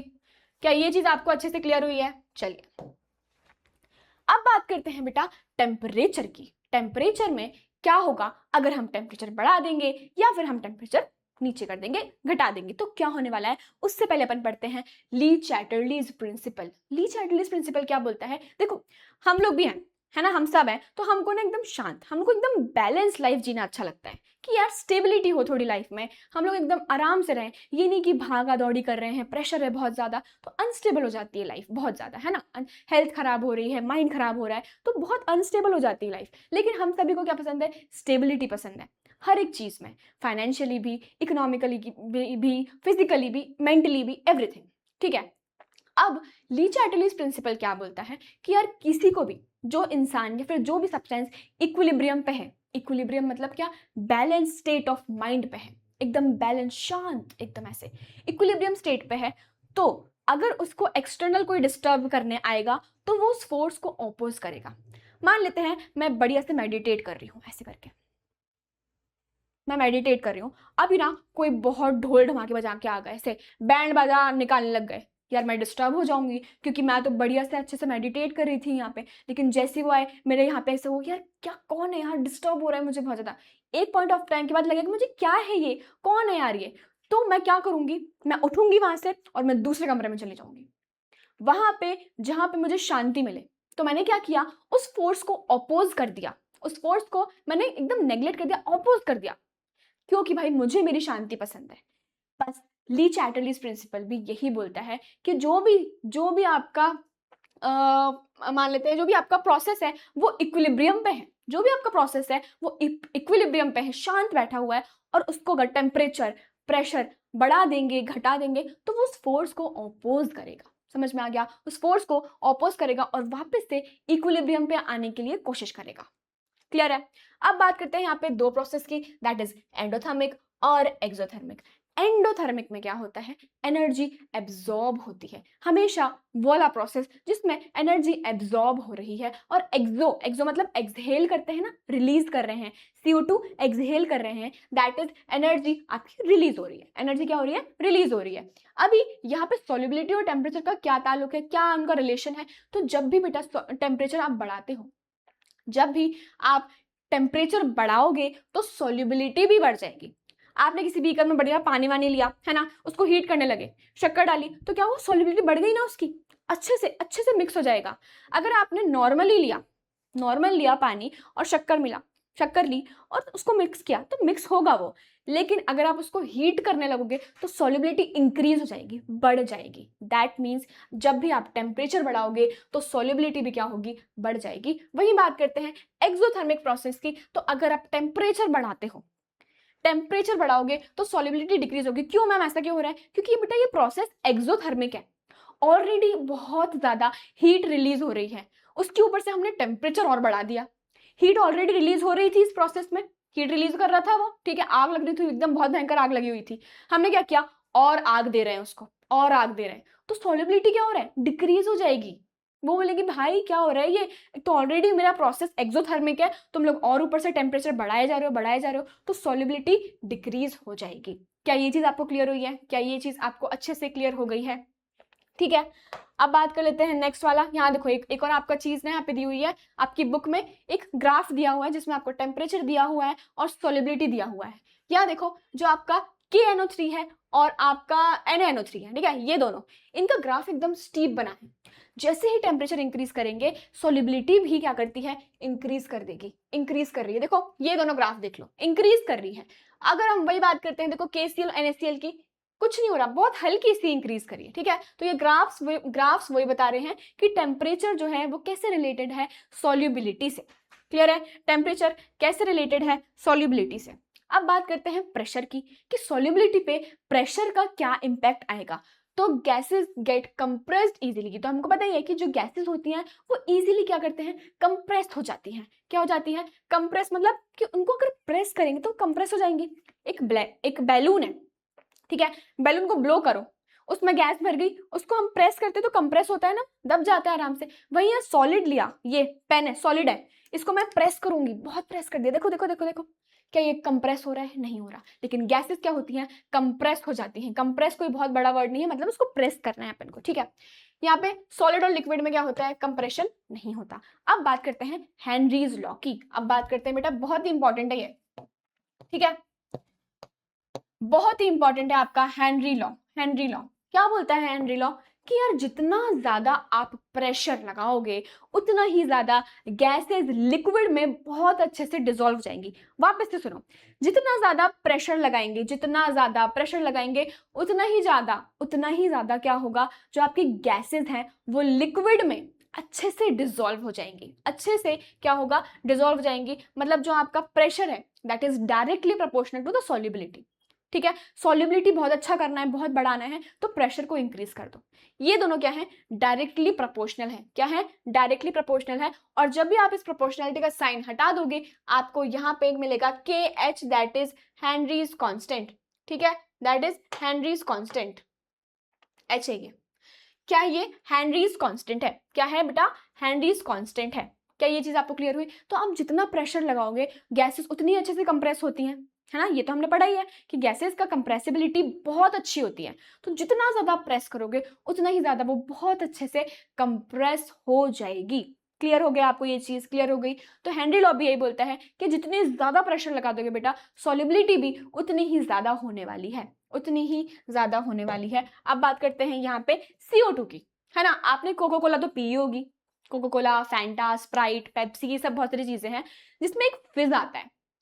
कैसा फिज मैम? एक टेस्ट नहीं आता, एकदम ऐसे बबल्स टाइप फिज आता है। वो क्यों आता है? क्योंकि उसमें CO2 को बहुत प्रेशर के साथ भरा जाता है। एक बॉटल ली, अपने पास बॉटल है क्या, यहाँ पे ये वाली बॉटल ले लेते हैं, ठीक है, इसमें पानी भरा है अभी, ये बॉटल है, ठीक है। अभी मैंने इसमें फैंटा डाला, क्या डाला मैंने इसमें, फैंटा डाला, सॉरी फैंटा नहीं, अपन इसमें डालते हैं रसना। रसना पिया है सब लोगों ने? बता देना मुझे फटाफट से कमेंट करके, रसना पिया है? तो मैंने ना इसमें रसना डाल दिया। जैसे ही मैंने इसमें रसना डाला, अब मुझे मजा नहीं आया यार, मैंने पिया, मजा आया रसना पीने में? नहीं आया। मैंने यार थोड़ा सा फिज होना चाहिए इसमें। अब क्या किया मैंने ना, CO2 का पाइप डाला इसमें, और मैंने बहुत सारी CO2 डाल दी, और मैंने फटाफट से ढक्कन लगा दिया इसका, टाइट टाइट टाइट, बहुत टाइट कर दिया। अब क्या होगा भाई, CO2 जो है वो इसमें बढ़िया तरीके से मिक्स हो जाएगी, बताओ बताओ बताओ बताओ, हो जाएगी ना? Yes ma'am. अभी बढ़िया से एकदम चिल होके मैं घर गई, और मैंने जैसे ही इसका ढक्कन खोला, देखना देखना अभी एक साउंड आएगा, साउंड आया, ऐसे करके एक साउंड आता है जैसे ढक्कन खोलते हो। और जब मैंने अब पिया, अब वो टेस्ट आ रहा है फिज वाला, समझे? वो जो फैंटा पीते हो तुम लोग, वो जो फैंटा पीते हो उसमें जो फिज वाला टेस्ट आता है ना, that is because of the CO2 gas dissolved in the solvent. Clear है, क्लियर है, क्लियर है? क्या ये चीज क्लियर है? क्या ये चीज क्लियर है?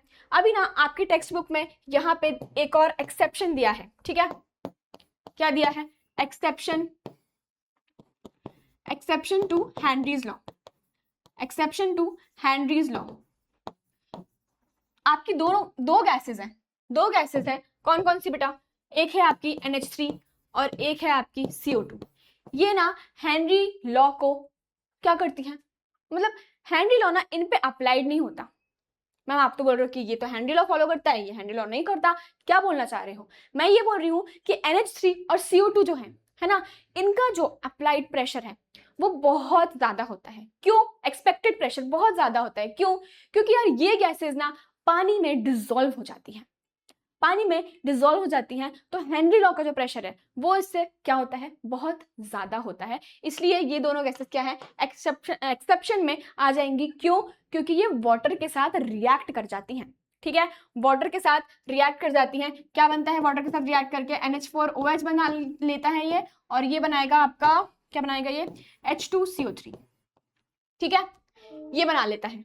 तो NH3 जब वाटर के साथ रिएक्ट करता है NH4OH बनाता है, और CO2 जब रिएक्ट करता है तो बनाता है H2CO3। क्लियर है? तो ये हो गया बेटा आपका exception to Henry law.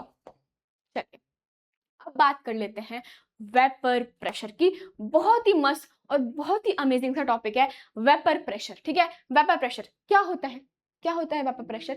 The pressure exerted by vapours on liquid surface. Ma'am समझ नहीं आया, अपने तरीके से समझाओ। ठीक है भाई, अपने तरीके से समझाएंगे। अभी मैंने यहाँ पे एक बीकर लिया, ठीक है? ये बीकर देख रहे हो, इसमें पानी भर दिया, पानी भर दिया, ठीक है, भर दिया मैम। अभी यहाँ पे आग लगा दी, नीचे लगा दी आग। सेटअप बना रहे हैं पूरा, अपन ध्यान से देखना, सेटअप बना रहे हैं। यहाँ पे आग लगा दी, यहाँ पे पानी है, यहाँ पे बीकर है, और ना यहाँ पे एक ढक्कन लगा दिया, यहाँ पे एक ढक्कन लगा दिया है मैंने।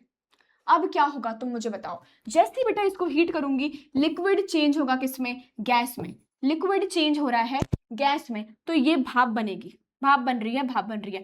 अब यार ये जो वेपर्स ऊपर जा रहे हैं, इनको ना ऊपर जाने के लिए क्या बोल रहे हैं, क्या स्पेस नहीं मिल रहा है, क्योंकि यहाँ पे तो मैंने ढक्कन लगा दिया है, यहाँ तो मैंने क्या लगा दिया, ढक्कन लगा दिया। अब क्या होगा, ये जो वेपर्स है ये वापस नीचे आएंगे, नीचे आएंगे, बिल्कुल आएंगे, है ना? क्योंकि यार ऊपर तो उनको जाने की जगह नहीं मिल रही है, तो बोलेंगे हम कहीं तो जाएंगे। अब वो वापस जैसे ही वो वेपर्स नीचे आ रहे हैं, ये पानी का सरफेस है, ये पानी का सरफेस है, जैसे ही वो वेपर्स नीचे आ रहे हैं तो कुछ ना कुछ प्रेशर लगाएंगे वो पानी पे, कुछ ना कुछ प्रेशर लगाएंगे पानी पे। That pressure is known as vapour pressure. जो प्रेशर वेपर्स लगा रहे हैं किस पे? लिक्विड पे। और वो कैसे लगा रहे हैं? क्योंकि वो ऊपर जो जा रहे थे उनको जाने की स्पेस ही नहीं मिल रही थी, कवर कर दिया था हमने पूरा, और कवर कर दिया, अब वो वापस आ रहे हैं, लिक्विड पे कुछ प्रेशर लगा रहे हैं, और उसी प्रेशर को आप क्या बोलते हो? वेपर प्रेशर बोलते हो। क्या बोलोगे आप बेटा उसको? वेपर प्रेशर बोलोगे। समझ में आ गया? देखो ये सरफेस पे क्या लगा रहे हैं, प्रेशर लगा रहे हैं, उसी को बोलते हैं क्या? Vapour pressure. अभी आपको ये एकदम क्रिस्टल क्लियर हो गया है कि नहीं? जल्दी जल्दी मुझे बता देना फटाफट से कमेंट करके। अच्छे अच्छे कमेंट्स मैं बिल्कुल बिल्कुल रीड करूंगी कि यार तुम लोग इतने प्यारे प्यारे से कमेंट्स करते हो कि मैम सारी चीजें एकदम क्रिस्टल क्लियर और डायमंड क्लियर हो गई हैं, तो मुझे कमेंट्स का इंतजार रहेगा, कर देना। रॉल्स लॉ अब फटाफट से डिस्कस करते हैं। रॉल्स लॉ बहुत ईजी है, बहुत सिंपल सा, एक लाइन में बोलूंगी कि जितना ज्यादा लिक्विड होगा, जितना ज्यादा बेटा लिक्विड होगा, उतना ही ज्यादा आपका वेपर प्रेशर होने वाला है। क्लियर है ना? कितनी इजी सी लाइन है ये, बहुत सारी बुक्स में अलग अलग दी हुई हैं, लेकिन बहुत सिंपल सा बोल रही हूं मैं कि जितना ज्यादा आपका लिक्विड होने वाला है, उतना ही ज्यादा आपका वेपर प्रेशर होने वाला है। क्लियर है ना? छोटा सा एकदम छोटी सी लाइन है ये।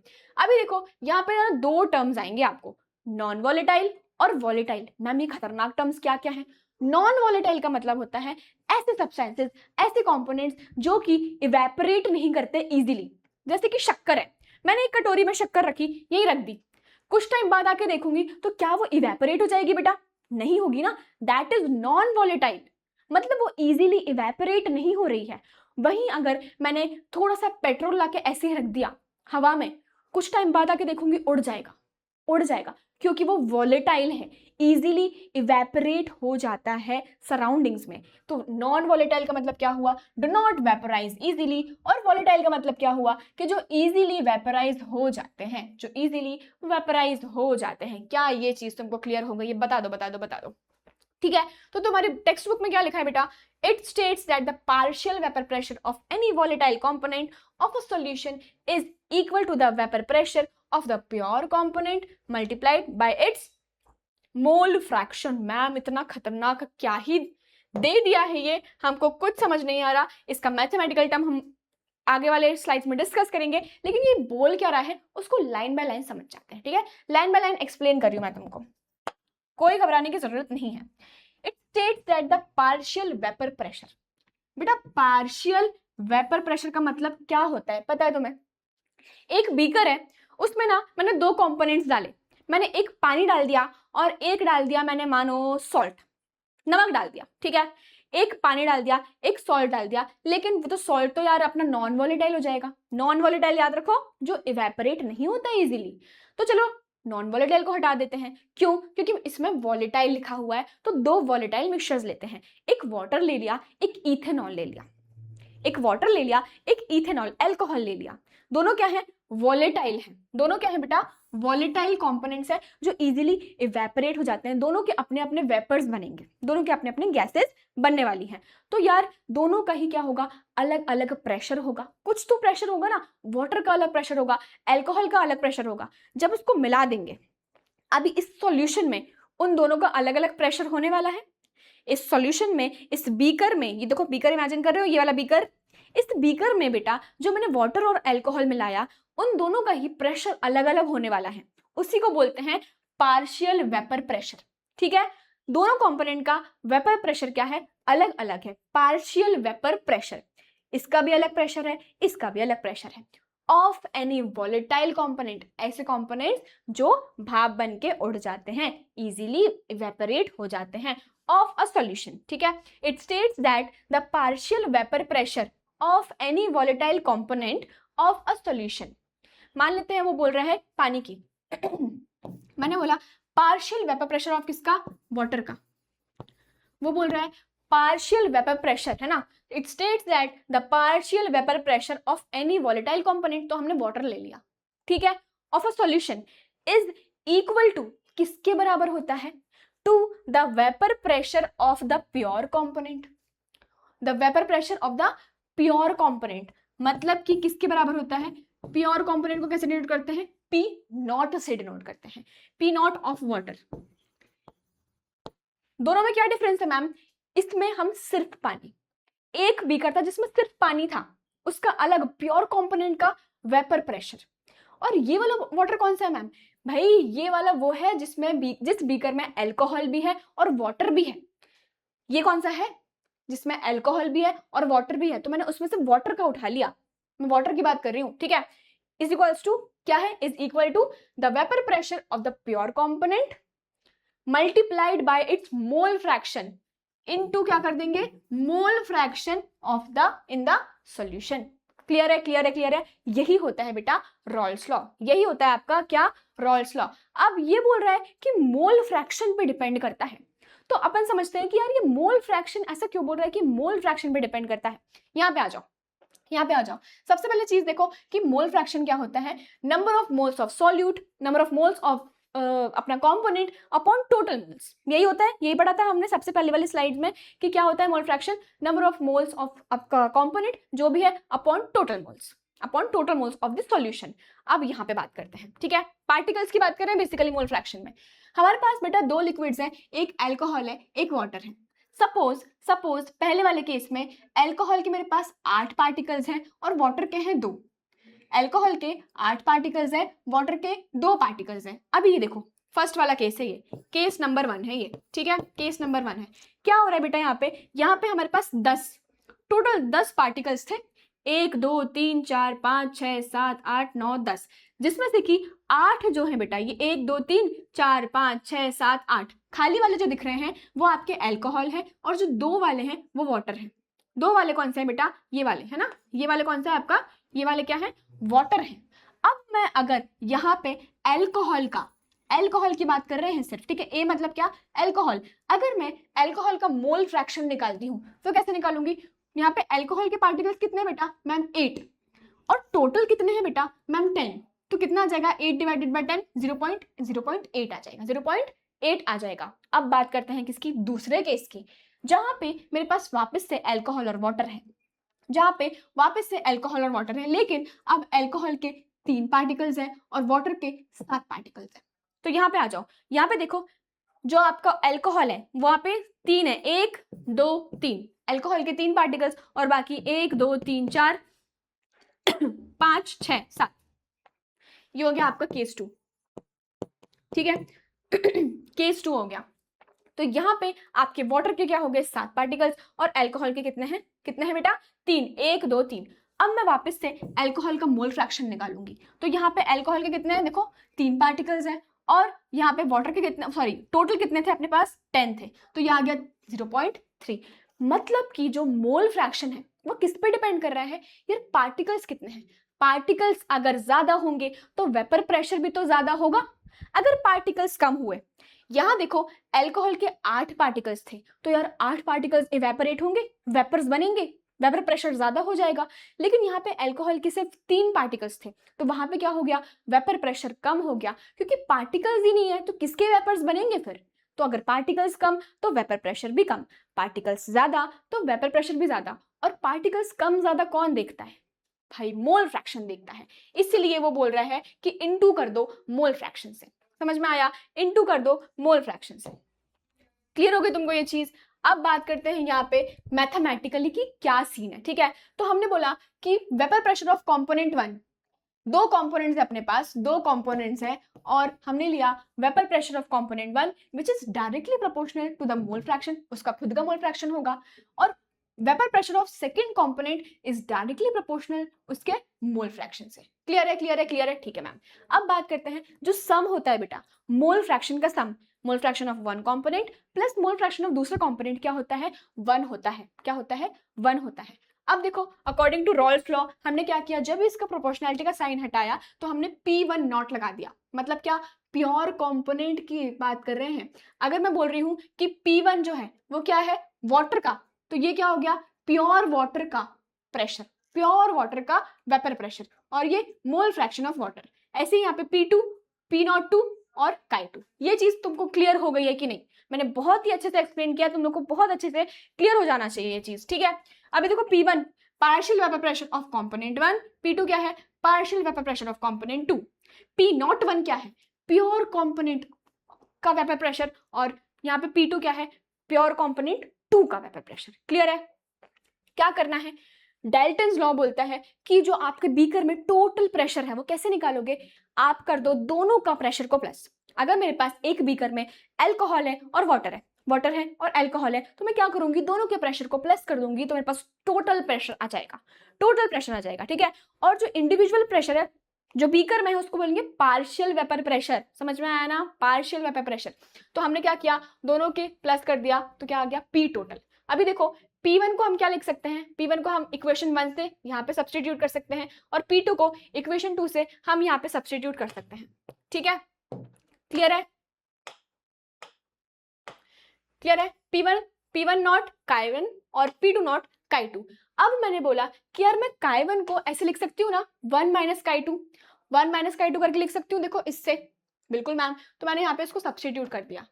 अब क्या करेंगे, इसका इंटू इधर किया और इसका इंटू इधर किया, कर दिया, इसका इंटू इधर, इसका इंटू इधर, कैसे आएगा, P1 not into 1, P1 not आ गया, P1 not into Chi2, P1 not और Chi2 प्लस, ये तो एज इट इज लिख दिया। अब क्या करेंगे मैम, यहाँ से Chi2 और Chi2 को कॉमन निकाल देंगे, और ये आ गया एक बहुत बड़ी सी प्यारी सी इक्वेशन, दैट इज बेटा रॉल्स लॉ की इक्वेशन। क्या तुमको ये चीज बहुत अच्छे से क्लियर हो गई है, बताओ जल्दी से, क्या तुमको बढ़िया तरीके से क्लियर हुई है, हो गई, हो गई, हो गई, चलिए बहुत बढ़िया। अब बात करते हैं यहाँ पे, अब बात करते हैं यहाँ पे ग्राफ की भी, ठीक है, ग्राफ की भी बात कर लेते हैं, और यहाँ पे एक और चीज की बात करते हैं, ये ग्राफ बना कैसे भाई, ठीक है। यहाँ ग्राफ बना कैसे, तो मेरे पास 2 कंपोनेंट्स हैं, एक एल्कोहल हो गया, एक वाटर हो गया, एक अल्कोहल और एक वाटर। ये तो हमको समझ में आ गया कि कैसे निकला है, P1 is equals to P1 not और Chi1 और P2 is equals to P2 nought Chi2। Clear है, क्लियर है, क्लियर है, ठीक है। अभी ना मेरे पास एक बीकर में सिर्फ और सिर्फ क्या है, रेड बॉल्स है, सिर्फ रेड बॉल्स है, ठीक है। एक बीकर में क्या है, सिर्फ रेड बॉल्स है, सिर्फ रेड बॉल्स है। तो ब्लू बॉल्स क्या है ही नहीं।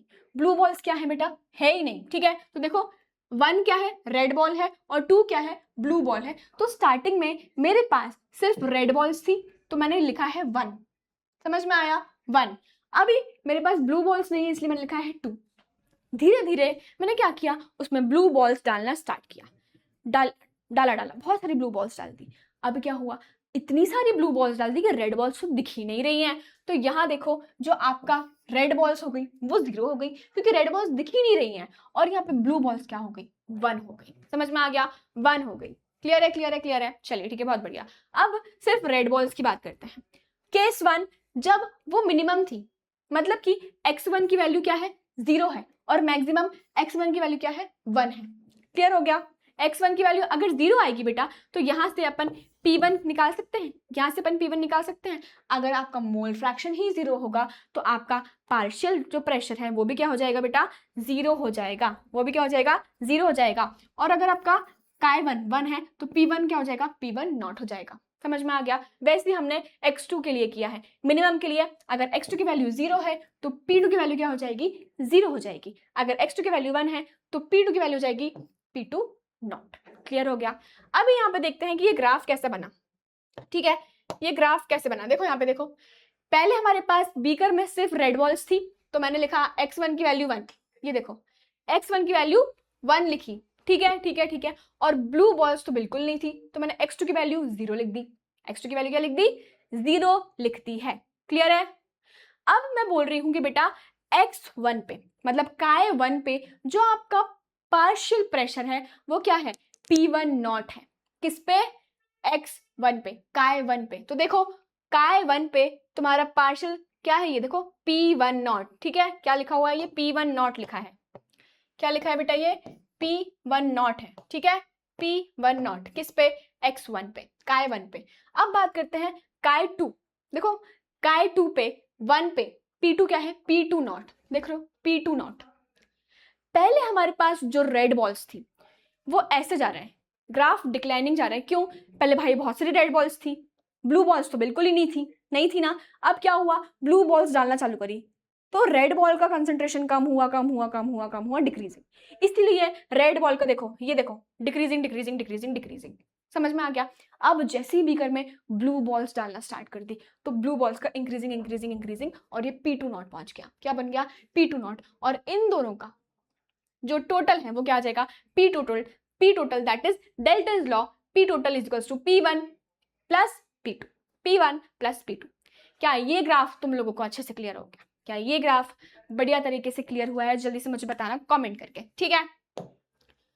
अब बात करते हैं बेटा आइडियल और नॉन आइडियल। आइडियल क्या होते हैं, जो बहुत प्यारे बच्चे हैं तुम लोगों की तरह, जो मेरी बात मानते हैं यार, जो अपनी टीचर्स की बात मानते हैं, अपने पेरेंट्स की बात मानते हैं, अच्छे बच्चे हैं, राजा बेटा है, ठीक है। वो होते हैं आइडियल सॉल्यूशंस, जो ओबे करते हैं रॉल्स लॉ को। और नॉन आइडियल कौन होते हैं, जो बात नहीं मानते हैं यार, जो मस्ती करते रहते हैं, बदमाशी करते रहते हैं, दैट इज नॉन आइडियल, जो रॉल्स लॉ को ओबे नहीं करते हैं, ठीक है। यहाँ देखो जो आइडियल सॉल्यूशंस है वो रॉल्स लॉ को ओबे कर रहे हैं, ठीक है। रॉल्स लॉ को ओबे कर रहे हैं, बिल्कुल मैम।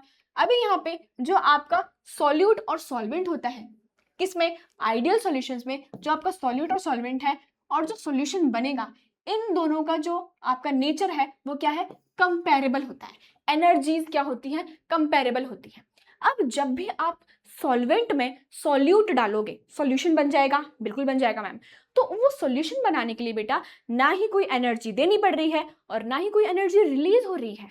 ये क्या मैजिक है भाई, कि ना कोई एनर्जी देनी पड़ रही है और ना ही कोई एनर्जी रिलीज हो रही है। हाँ, किसमें, आइडियल सॉल्यूशंस में। तो यहाँ पे जो डेल्टा मिक्स है, मतलब जो एनर्जी है, total change in energy that is zero. और यहाँ पे वॉल्यूम भी कुछ चेंज नहीं हो रहा है ना, कोई चेंज नहीं हो रहा वॉल्यूम, तो वो भी क्या हो जाएगा बेटा, 0 हो जाएगा। अब नॉन आइडियल की बात करते हैं, ऐसे बच्चे जो ओबे नहीं करते, ऐसे सॉल्यूशंस जो ओबे नहीं करते किसको, रॉल्स लॉ को। अब ये दो टाइप के होते हैं, पॉजिटिव होते हैं और नेगेटिव होते हैं। अब वो डिस्कस करते हैं। पॉजिटिव डेविएशन क्या होता है? मानो एक बीकर में मेरे पास सिर्फ सॉल्यूट है, सिर्फ नमक नमक नमक नमक नमक।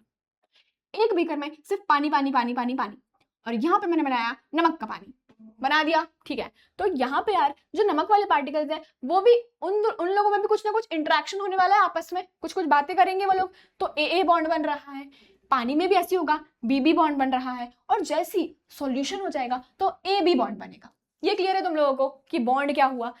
नमक का बॉन्ड अंदर के पार्टिकल्स में ही बॉन्डिंग हो रही है, ठीक है। पानी का बॉन्ड अंदर के पार्टिकल्स में ही बॉन्डिंग हो रही है, और ये सॉल्यूट और सॉल्वेंट में बॉन्डिंग हो रही है। यहाँ पे क्या होता है पॉजिटिव डेविएशन में, जो आपका ए बॉन्ड और बी बॉन्ड होता है वो बहुत स्ट्रांग होता है। मतलब यार नमक की फैमिली है, वो बोले कि हमारे अंदर बहुत यूनिटी है, हम बहुत अच्छे से रहेंगे, हमारा स्ट्रांग बॉन्ड है। सॉल्वेंट ने भी ये बोला, वाटर ने भी ये बोला, हमारा बहुत अच्छा बॉन्ड है, हम बहुत अच्छे से रहेंगे। अब ये नमक और पानी को जैसे मिलाया, इनका वीक बॉन्ड बन गया। अब जब इसको मैं हीट करूंगी तो क्या इसके वेपर्स बनेंगे? बिल्कुल बनेंगे। क्यों? क्योंकि यार इसका वीक बॉन्ड है, टूट रहा है ना इजीली, तो वेपर्स इजीली जनरेट होंगे, वेपर्स इजीली बन जाएंगे। क्यों? क्योंकि इसका वीक बॉन्ड है। और अगर वेपर्स इजीली बन रहे हैं तो क्या होगा? इसका पॉजिटिव डेविएशन ज्यादा आएगा, एक्सपेक्टेड वेपर प्रेशर से ज्यादा आने वाला है। क्या ये चीज तुमको क्लियर हुई कि जो इसका वीपी आने वाला है, वेपर प्रेशर आएगा, वो एक्सपेक्टेड वेपर प्रेशर से क्या होगा? ज्यादा होने वाला है। समझ में आ गया? दैट इज नोन एज बेटा पॉजिटिव डेविएशन। क्यों बोल रहे हैं? क्योंकि ज्यादा आ रहा है ना। एक्सपेक्टेड वेपर प्रेशर जो था, हमने एक्सपेक्ट किया था यार कि इतना ही आएगा, 70% ही आएंगे, भाई 80 आ गए, पॉजिटिव हो गया ना ये तो, पॉजिटिव डेविएशन। तो यहाँ पे वेपर प्रेशर हमने कम एक्सपेक्ट किया था, लेकिन ज्यादा आ गया, एक्सपेक्टेड वेपर प्रेशर से ज्यादा आ गया, दैट इज पॉजिटिव डेविएशन। अब आते हैं नेगेटिव पे। वापस से हमने क्या किया, यहाँ पे ले लिया दूसरा सॉल्यूट, शक्कर ले ली, शक्कर का सॉल्यूट, शक्कर की बढ़िया बॉन्डिंग हो रही है, ए बॉन्डिंग। यहाँ पे वापस से मैंने किसी और पानी का ले ली, तो पानी की बॉन्डिंग, ठीक है। और यहाँ पे शक्कर और पानी का क्या बनाया? सॉल्यूशन बना दिया। अभी केस में क्या हो रहा है? इस केस में ना इन लोगों के बीच में यूनिटी नहीं है, शक्कर के बीच में यूनिटी नहीं है, इस वाले पानी के बीच में यूनिटी नहीं है, तो यहाँ पे वीक बॉन्ड बन रहा है। इन दोनों के बीच के मॉलिक्यूल्स में, इन दोनों के बीच का जो इंटरेक्शन है वो वीक है, वीक बॉन्डिंग वाला है। समझ में आया? वीक बॉन्डिंग वाला है। तो क्या होगा? जिसकी भी वीक बॉन्डिंग होगी उसका वेपर प्रेशर ज्यादा होगा। क्लियर है ना? जिसकी भी वीक बॉन्डिंग होगी उसका वेपर प्रेशर ज्यादा होने वाला है। तो जो हमारा सॉल्यूशन बनेगा उसका इंटरेक्शन क्या है? स्ट्रॉन्ग है। तो वेपर प्रेशर क्या हो गया? कम हो गया। तो हम मेनली सॉल्यूशन की ही बात कर रहे हैं। यहाँ पे सॉल्यूशन का जो बॉन्ड था वो वीक बॉन्ड था, जो सॉल्यूशन का बॉन्ड था वीक था, इसलिए वेपर प्रेशर ज्यादा था, पॉजिटिव डेविएशन। यहाँ पे जो आपका सॉल्यूशन का वेपर प्रेशर है वो क्या है? कम है। क्यों? क्योंकि यहाँ पे स्ट्रॉन्ग इंटरेक्शन है, इसके बीच में बढ़िया स्ट्रॉन्ग इंटरेक्शन है, दैट इज वाई जो वेपर प्रेशर है बेटा वो कम है।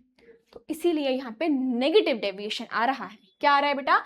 Negative deviation. मुझे लगता है ये चीज तुम लोगों को बढ़िया तरीके से क्लियर हो गया होगा, positive deviation and negative deviation. ठीक है, अब डिस्कस करते हैं हम क्या? Colligative properties. अब डिस्कस कर लेते हैं जल्दी से अपन कॉलिगेटिव प्रॉपर्टीज। चले अपन आगे चले। ठीक है, तो अब स्टार्ट करते हैं। कॉलिगेटिव प्रॉपर्टी क्या होता है बेटा? मैं आपको एक बहुत ही बढ़िया सा एग्जांपल देती हूँ। ठीक है, यार एक शॉपकीपर है, वो क्या है? बहुत सारे फ्रूट्स बेच रहा है, अब उसका मोटिव, उसका फोकस किस पे होगा कि नंबर ऑफ कस्टमर्स ज्यादा है उसके पास। वो ये नहीं देखेगा कि यार इस कस्टमर का नेचर कैसा है, ये सैड है, ये हैप्पी है, ये खड़ूस है, कैसा है, उसका नेचर पे डिपेंड नहीं करेगा। लेकिन वो देखेगा कि यार ज्यादा से ज्यादा कस्टमर्स आए और उसके पास से आम लेके चले जाए, उसके पास से जितने भी फ्रूट्स हैं वो लेके चले जाए। दैट इज कॉलिगेटिव प्रॉपर्टी, जो कि डिपेंड करती है नंबर ऑफ पार्टिकल्स पे और उनके नेचर पे डिपेंड नहीं करती। वो कैसा नेचर है, सॉल्यूट है, वो शक्कर है या नमक है, इस पे डिपेंड नहीं करेगी। कितना डाला है, नंबर ऑफ पार्टिकल्स कितने हैं, उस पे डिपेंड करती है क्या बेटा? आपकी कॉलिगेटिव प्रॉपर्टी। और ये चार हम पढ़ने वाले हैं, that is relative lowering of vapour pressure, elevation in boiling point, depression in freezing point और ऑस्मोटिक प्रेशर। तो फटाफट से अपन डिस्कस कर लेते हैं यहाँ पे relative lowering of vapour pressure. देखो वेपर प्रेशर समझ में आ गया तुम लोगों को, वेपर प्रेशर समझ में आ गया ना। अब अपन बात करते हैं किसकी? Relative lowering of vapour pressure. क्या होता है लोअरिंग का मतलब कम होना, वेपर प्रेशर कम हो रहा है। कैसे?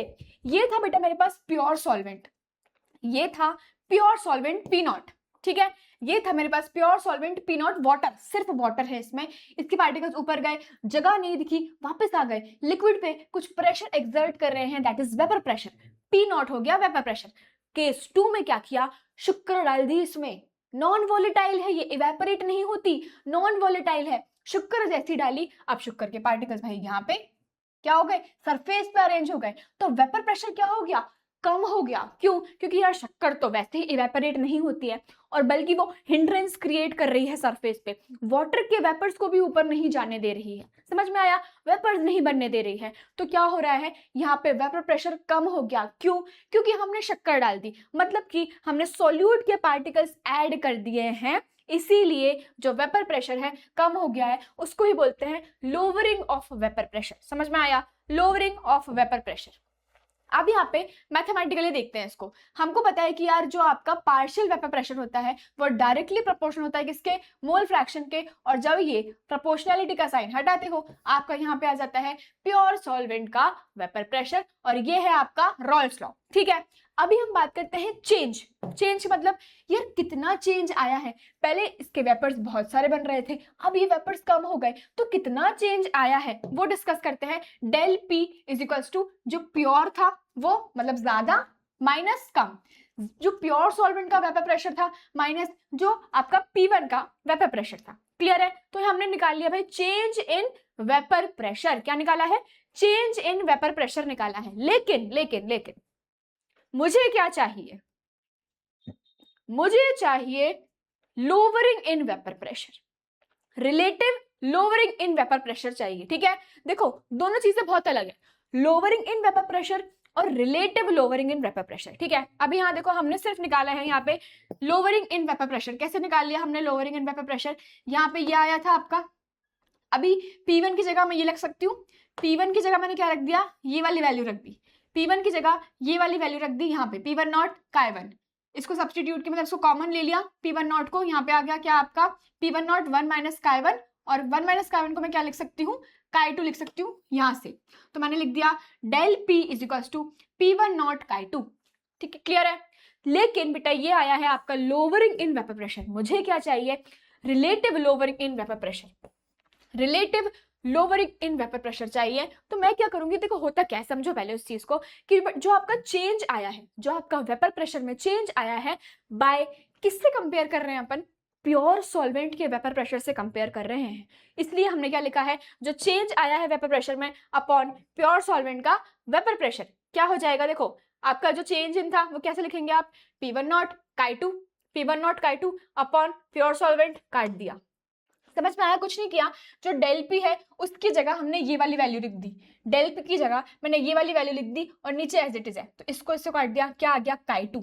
तो जो आपका relative lowering of vapour pressure है कैसे निकाल सकते हैं, मोल फ्रैक्शन से निकाल सकते हैं। मोल फ्रैक्शन क्या है, number of moles of solute upon total moles of the solution. Clear है? क्या ये चीज क्लियर हुई बेटा आपको? ठीक है, अब बात करते हैं elevation. Elevation in boiling point का मतलब बढ़ना, बढ़ना। जैसे ही आपने, ये प्योर सॉल्वेंट था, ये प्योर सॉल्वेंट था आपका, ठीक है, जैसे ही आपने इसमें सॉल्यूट डाल दिया, जैसे ही सॉल्यूट डाल दिया वैसे ही उसका बॉइलिंग पॉइंट बढ़ गया। क्यों मैम, ऐसा क्यों हो रहा था, पहले बेटा आपका जो पानी है वो 100 डिग्री पे बॉईल हो रहा था, बढ़िया से एकदम अकेला अकेला था, 100 डिग्री पे बॉईल हो रहा था, अभी शक्कर डाल दी, जैसे ही इसमें शक्कर डाली यार, अब उसमें शक्कर ऐड करी, उसका भी कुछ ना कुछ चेंज होगा, तो बॉइलिंग पॉइंट बढ़ गया। अब उसको ज्यादा हीट देनी पड़ रही है, ज्यादा हीट देनी पड़ रही है ताकि वो बॉईल हो जाए।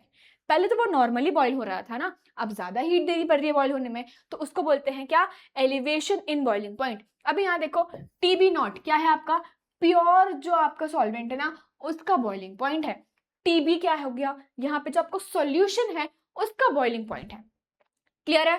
ठीक है, तो यहाँ पे जो आपका डेल TB हो जाएगा, चेंज इन बॉइलिंग पॉइंट क्या होगा आपका, ये वाला जिसमें ज्यादा है। देखो चेंज जब भी निकालोगे ना हमेशा ज्यादा को पहले लिखते हैं, कम को बाद में लिखते हैं, ठीक है। ज्यादा किसका था बेटा, यहाँ पे ज्यादा इसका था ना, क्योंकि शुगर डाली हमने, शक्कर डाल दी, तो इसका बॉइलिंग पॉइंट बढ़ गया। तो जब भी आप डेल TB लिखोगे, जब भी आप डेल TB लिखोगे तो इसको पहले लिखोगे, फिर आपके प्योर वाले को लिखोगे। क्लियर है? क्लियर है? ये आ गया आपका डेल टीबी। अभी ना डेल टीबी जो डायरेक्टली प्रोपोर्शनल होता है वो होता है मोलैलिटी के। किसके? मोलैलिटी क्या होती है बेटा? Number of moles of solute upon mass of solvent in KGs. जब भी इसको हटाओगे केबी आ जाएगा। केबी क्या है? केबी है आपका बॉइलिंग पॉइंट एलिवेशन कांस्टेंट, या फिर इसको आप एब्यूलियोस्कोपिक कांस्टेंट भी बोल सकते हो। तो एग्जाम में ना डेफिनेटली आपको ये टर्म आने वाला है, क्योंकि वो उसको पता है भाई, एग्जामिनर को पता है कि बच्चा यार यहाँ पे फोकस नहीं करेगा, वो सिर्फ इतना पढ़ के रह जाएगा। लेकिन मैं बता रही हूँ आपको एब्यूलियोस्कोपिक कांस्टेंट भी बोलते हैं इसको। क्लियर है? यहाँ पे हमने इसको कैसे कैलकुलेट किया? मोलैलिटी को लिख दिया भाई यहाँ पे, देखो यहाँ पे, इधर देखो यहाँ पे पहले number of moles of solute को कैसे लिख सकते हैं? गिवन मास अपॉन मोलर मास, given mass upon molar mass upon में मास ऑफ सॉल्वेंट। ठीक है, किसमें? केजीज में। मैंने गिवन मास को क्या लिखा? W2 रिप्रेजेंट कर रहे हैं, मोलर मास को M2 से और मास ऑफ सॉल्वेंट को W1 से। अब इसको यहाँ पे सब्स्टिट्यूट कर देंगे। Del TB is equals to KB. Molality क्या आ जाएगी बेटा? यहाँ देखो given mass upon molar mass upon ये क्या है? Mass of solvent. क्लियर है? Mass of solvent by 1000। क्यों किया मैम आपने 1000? क्योंकि मुझे केजी में चाहिए था और यहाँ पे मैंने उसको अच्छे से अरेंज कर दिया, तो ये आ गया आपका डेल टीबी। क्या आ गया बेटा आपका? ये डेल टीबी आ गया। यहां से हमने रिलेशन निकाला है मोलर मास और बॉइलिंग पॉइंट एलिवेशन का रिलेशन। समझ में आ गया? रिलेशन किसके बीच में निकाला है अपन ने? मोलर मास और क्या है ये? बॉइलिंग पॉइंट एलिवेशन का। ठीक है, एलिवेशन इन बॉइलिंग पॉइंट का रिलेशन निकाला है। क्लियर है? चलिए अब बात करते हैं डिप्रेशन। डिप्रेशन का मतलब क्या होता है? सैड होना, कम होना, नेगेटिव होना। तो डिप्रेशन इन फ्रीजिंग पॉइंट मतलब कम हो रहा है। वो क्या हो रहा है? कम हो रहा है। पहले मान लो ये प्योर वाटर था TF0, इसका फ्रीजिंग पॉइंट था 0 डिग्री सेल्सियस। अभी ये जो इसमें सॉल्ट डाल दी, मान लेते हैं शक्कर डाल दी, तो ये हो गया TF। अभी इसका बॉइलिंग, इसका जो फ्रीजिंग पॉइंट है वो और कम हो गया। पहले इस वाटर का क्या था? 0 डिग्री था, अभी इसका और कम हो गया, माइनस में चला गया। That is known as depression. जब भी आप सॉल्यूट ऐड करोगे और उसका फ्रीजिंग पॉइंट कम हो जाएगा, that is known as depression in freezing point. Clear है? यहां हमने चेंज निकाल लिया। चेंज कैसे निकालोगे? जो बेटा ज्यादा वैल्यू है, इसकी ज्यादा है ना, 0 डिग्री ज्यादा है कि -2 डिग्री ज्यादा है? 0 डिग्री ज्यादा है ना, तो हम पहले वो लिखेंगे, उसके बाद TF लिखेंगे। सेम गोज फॉर यहाँ पे फ्रीजिंग पॉइंट के लिए भी। जैसा हमने बॉइलिंग पॉइंट के लिए लिखा वैसे ही फ्रीजिंग पॉइंट के लिए सेम प्रोसीजर है। ठीक है, तो सेम इसका फॉर्मूला आ जाएगा। अब यहाँ देखो जो KF है उसके ना क्या है? 3 नाम है। यहाँ पे हमने एक और चीज देखी क्या? KB। हाँ, KB देख लिया था ना हमने, बॉइलिंग पॉइंट एलिवेशन कांस्टेंट होता है। अब यहाँ पे बात करते हैं KF की। KF क्या है? Depression in freezing point constant. Constant है ये, क्यों? क्योंकि जैसे ही प्रोपोर्शनैलिटी का साइन हटाएंगे, इक्वल्स टू लगाएंगे, तो यहाँ पे कांस्टेंट आ जाएगा। क्या आ जाएगा? कांस्टेंट आ जाएगा। जैसे कि वंशिका मैम के 3 नाम है, वंशिका, वंशी और वंशु, वैसे ही KF के 3 नाम है। कैसे? Depression in freezing point constant, cryoscopic constant और मोलर डिप्रेशन कांस्टेंट। क्या ये चीज आपको क्लियर हुई? चलिए मैम, बहुत अच्छे से क्लियर हो गई है। ऑस्मोसिस की बात कर लेते हैं। ऑस्मोसिस का मतलब क्या होता है? यार एक बीकर लिया, ठीक है, यहाँ पे बीच में एक सेमी परमिएबल मेम्ब्रेन लगाई। क्या होता है बेटा? छन्नी, जिससे हम चाय छानते हैं, घर में चाय छानते हैं। तो जैसे ही चाय छानोगे, सॉल्वेंट कप में आ जाता है और जो आपके सॉल्यूट पार्टिकल्स रहते हैं वो ऊपर ही रह जाते हैं, है ना। उसको बोलते हैं छन्नी, semi permeable membrane, a film that allows only solvent particles to move through. ऐसी छन्नी जो सिर्फ सॉल्वेंट को ही अलाउ करती है, सॉल्यूट को अलाउ नहीं करती है। क्लियर है? तो ऑस्मोसिस में क्या होता है बेटा? जो आपके सॉल्वेंट पार्टिकल्स होते हैं वो हाई कंसेंट्रेशन से लोअर कंसेंट्रेशन की तरफ जाते हैं। जो आपके मूवमेंट ऑफ सॉल्वेंट पार्टिकल्स होता है वो कहां से कहां होता है? जहां पे ज्यादा सॉल्वेंट होगा वहां से कम में जाएगा, from high concentration to low concentration, high to low. Clear है? क्लियर है? क्लियर है? क्लियर है? ओके, बहुत बढ़िया। यहाँ देखो डेफिनेशन देख लो, the movement of solvent particles from higher concentration region to lower concentration region. जैसे कि आप फ्लावर पॉट में देख सकते हो, जब भी अपन फ्लावर्स वगैरह लेके आते हैं तो हम सोचते हैं यार थोड़े दिन और अच्छे से रह ले, थोड़े 2-3 दिन वो और अच्छे से फ्रेश रह ले। क्या करेंगे? एक ग्लास लेंगे, उसमें पानी भर देंगे और फ्लावर्स को रख देंगे, तो क्या होगा उससे? 2-3 दिन तक वो फ्रेश रहते हैं। कैसे मैम? क्योंकि वहां पे ऑस्मोसिस होता है। कैसे हो रहा है यार? फ्लावर्स वाले में अब क्या होगा? फ्लावर तो हमने तोड़ लिया, है ना, उसको तो पानी मिल नहीं रहा है, अब पानी में रख दिया, अब पानी ज्यादा कहाँ पे है मैम? पानी ज्यादा है बीकर में, पानी ज्यादा है ग्लास में, ठीक है, पानी कहाँ है? ग्लास में ज्यादा है। और फ्लावर्स में क्या है? कम पानी है। फ्लावर्स में क्या है? कम पानी है। तो पानी मूवमेंट ऑफ सॉल्वेंट पार्टिकल्स कहाँ से कहाँ होगी? From higher concentration to lower concentration, higher concentration to lower concentration पानी की मूवमेंट होने वाली है। इसीलिए जो आपके फ्लावर्स होते हैं बेटा, इसलिए जो आपके फ्लावर्स होते हैं वो बहुत ही अच्छे से क्या होते हैं? फ्रेश रहते हैं कुछ दिनों तक, ठीक है, फ्रेश रहते हैं कुछ दिनों तक। क्या ये चीज आपको क्लियर हो गई? नेट फ्लो ऑफ सॉल्वेंट कहाँ होता है? कहाँ हो रहा है? देखो, सॉल्वेंट से सॉल्यूशन की तरफ, सॉल्वेंट से सॉल्यूशन की तरफ, मतलब कि ये प्योर सॉल्वेंट था, सिर्फ पानी था। और सॉल्यूशन में क्या है?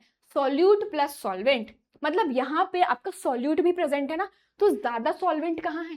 प्योर वाले में होगा ना, तो यहां से यहां मूव करेगा, ठीक है। चलिए अब बात करते हैं दूसरे प्रोसेस की, दैट इज डिफ्यूजन। हमने बोला ऑस्मोसिस में सिर्फ मूवमेंट ऑफ सॉल्वेंट पार्टिकल्स हो रहे हैं, लेकिन डिफ्यूजन में क्या होता है? मूवमेंट ऑफ पार्टिकल्स होते हैं, वेदर इट बी सॉल्यूट और सॉल्वेंट, कुछ भी हो सकता है, बस मूवमेंट हो रहा है from higher concentration to lower concentration. Example perfume, आपने परफ्यूम लगाया, ठीक है, एक रूम में लगाया बड़े से परफ्यूम। अब ना बाहर बैठा हुआ इंसान है, उसने बोला यार तूने तो बहुत बढ़िया बेला वीटा का परफ्यूम लगाया है। तो उसको कैसे पता चला कि तुमने अपने रूम में बेला वीटा का परफ्यूम लगाया है? क्योंकि बेटा जो पार्टिकल्स हैं वो बाहर, रूम से बाहर जा रहे हैं, higher concentration to lower concentration जा रहे हैं, उसी को बोलते हैं डिफ्यूजन, ठीक है, उसी चीज को बोलते हैं क्या? डिफ्यूजन। अब बात करते हैं ऑस्मोटिक प्रेशर की। यहाँ देखो, एक ट्यूब सा बढ़िया सा बनाया है, बीच में यहाँ पे सेमी परमिएबल मेम्ब्रेन लगा दी। क्या लगा दी बेटा? यहाँ पे लगाई है हमने सेमी परमिएबल मेम्ब्रेन, क्लियर है। यहाँ पे है आपका प्योर सॉल्वेंट, क्या है बेटा?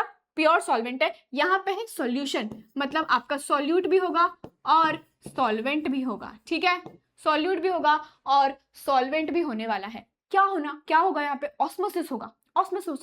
प्योर सॉल्वेंट इधर जाएगा, जब तक कि ये बराबर ना हो जाए। लेकिन अब मुझे क्या करना है? इस फ्लो को रोकना है। ये जो सॉल्वेंट इधर जा रहा है उसको रोकना है, तो मैं यहां से एक प्रेशर अप्लाई करूंगी। ये सॉल्वेंट इधर आ रहा है लेकिन मुझे उसको स्टॉप करना है, तो मैं क्या करूंगी? यहां से एक प्रेशर अप्लाई करूंगी, यहां से। और जैसे यहां से प्रेशर अप्लाई किया, उसी प्रेशर को बोलते हैं osmotic pressure, the pressure that stops the flow of solvent. एक ऐसा प्रेशर जो सॉल्वेंट के प्रेशर को एकदम स्टॉप कर देता है, उसको बोलते हैं ऑस्मोटिक प्रेशर। और मैथमेटिकली ऑस्मोटिक प्रेशर जो होता है बेटा, वो डायरेक्टली प्रोपोर्शनल होता है किसके? मोलैरिटी को यहाँ पे सी से, कैपिटल सी से रिप्रेजेंट करते हैं। दैट इज, जब आप इसका प्रोपोर्शनलिटी का साइन हटाओगे तो pi is equal to C R T, ठीक है। यहाँ पे हम सी को कैसे लिख सकते हैं? एन बाई वी लिख सकते हैं, number of moles upon volume of solution in litres. यही होता था ना, यही होता था, बिल्कुल। अभी यहाँ इसको इधर ले जाओ तो पाई वी इक्वल्स टू एनआरटी हो गया। नंबर ऑफ मोल्स को कैसे लिख सकते हो? यहाँ पे गिवन मास अपॉन मोलर मास। तो ये आ गया आपका एक्सप्रेशन किसका बेटा? ऑस्मोटिक प्रेशर का एक्सप्रेशन आ गया। और यहाँ पे आर क्या है? Gas constant, that is 8.314 joule पर केल्विन पर मोल। और टी क्या है? आपका टेम्परेचर है।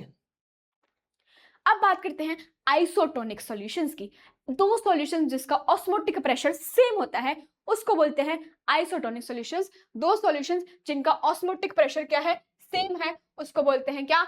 आइसोटोनिक सॉल्यूशंस, ठीक है। अब बात करते हैं एक और चीज की, केसेस की बात करते हैं। जब भी आप हॉस्पिटल्स में देखते होंगे सलाइन लगता है, ग्लूकोज की बोतल लगती है, तो उसमें जो सॉल्यूशन होता है बेटा, वो एक परफेक्ट अमाउंट में, परफेक्ट कंसेंट्रेशन के साथ बनाना बहुत जरूरी है, वरना बॉडी खराब हो जाएगी, है ना, डेथ भी हो सकती है इंसान की। कैसे मैम? यहाँ देखो, जो आपका सलाइन सॉल्यूशन होता है, जो सलाइन चढ़ती है आपकी, वो होता है बेटा 0.9% ऑफ सॉल्ट सॉल्यूशन। क्या होता है?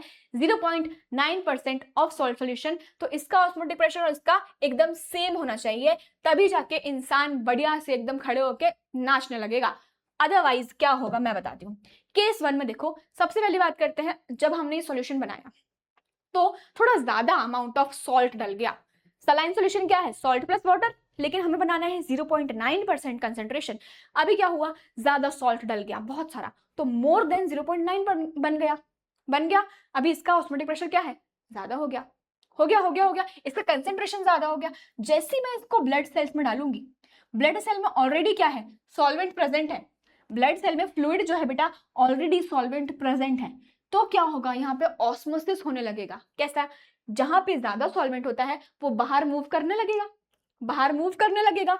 तो यार जैसे ही बाहर मूव करेगा तो ब्लड सेल क्या होगा, श्रिंक हो जाएगा। क्लियर?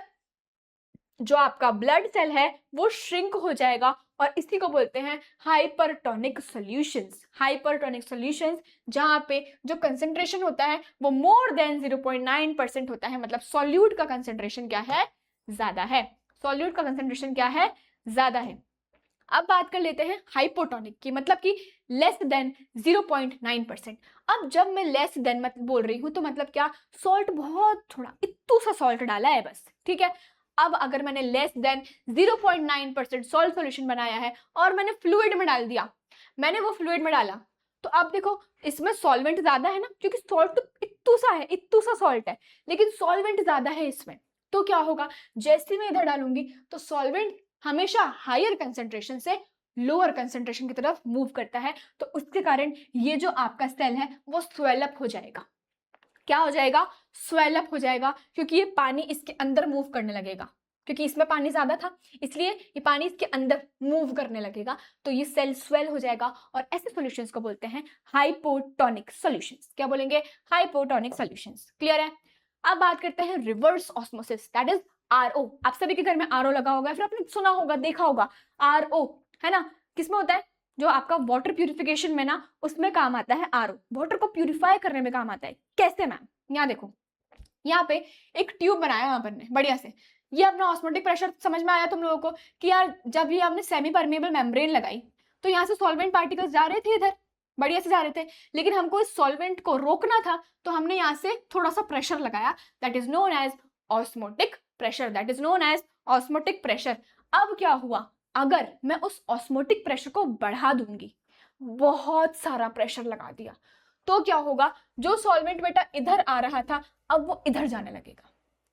समझ में आया? ये जो सॉल्वेंट आ गया था इधर ना, अभी इधर पे सॉल्वेंट प्रेजेंट है अपना, तो मैं इतना प्रेशर लगा रही हूं यहां से कि सॉल्वेंट वापस जाने लगा, तो ये प्यूरिफाई हो रहा है। क्यों प्यूरिफाई हो रहा है मैम, क्योंकि यहाँ पे बेटा सॉल्ट प्लस सॉल्यूशन, ये सब पूरा सॉल्यूशन है, यहाँ पे एक सॉल्यूट प्लस सॉल्वेंट है। जैसे ही प्रेशर लगाया ये सॉल्वेंट इधर मूव करने लगेगा, सॉल्वेंट इधर मूव करने लगेगा और वाटर प्यूरिफाई हो जाएगा, वाटर प्यूरिफाई हो जाएगा, दैट इज रिवर्स ऑस्मोसिस। ठीक है, क्लियर है, क्लियर है, क्लियर है, done done done done done done.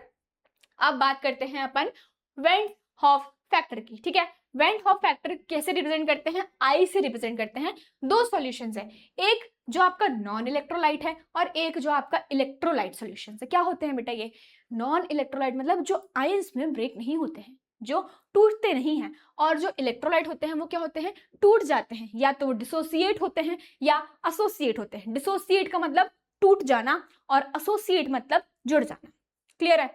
तो यहाँ पे इलेक्ट्रोलाइट्स क्या होते हैं, जो आयंस में बदल जाते हैं।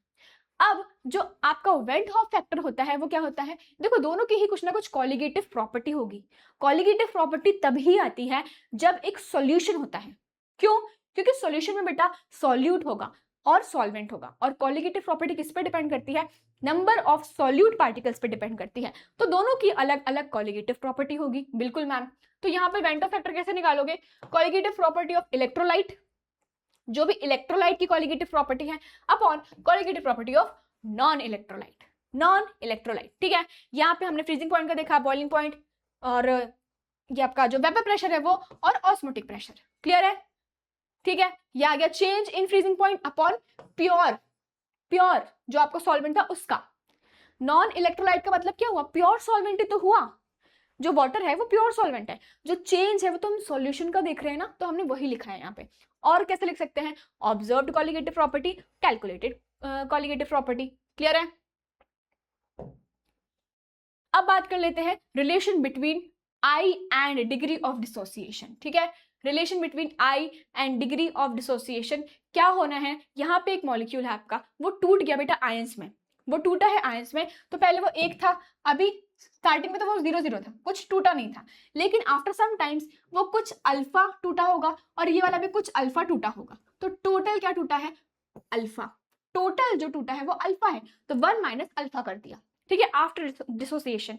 अभी टोटल कैसे कैलकुलेट करोगे, इन सबको प्लस कर दोगे।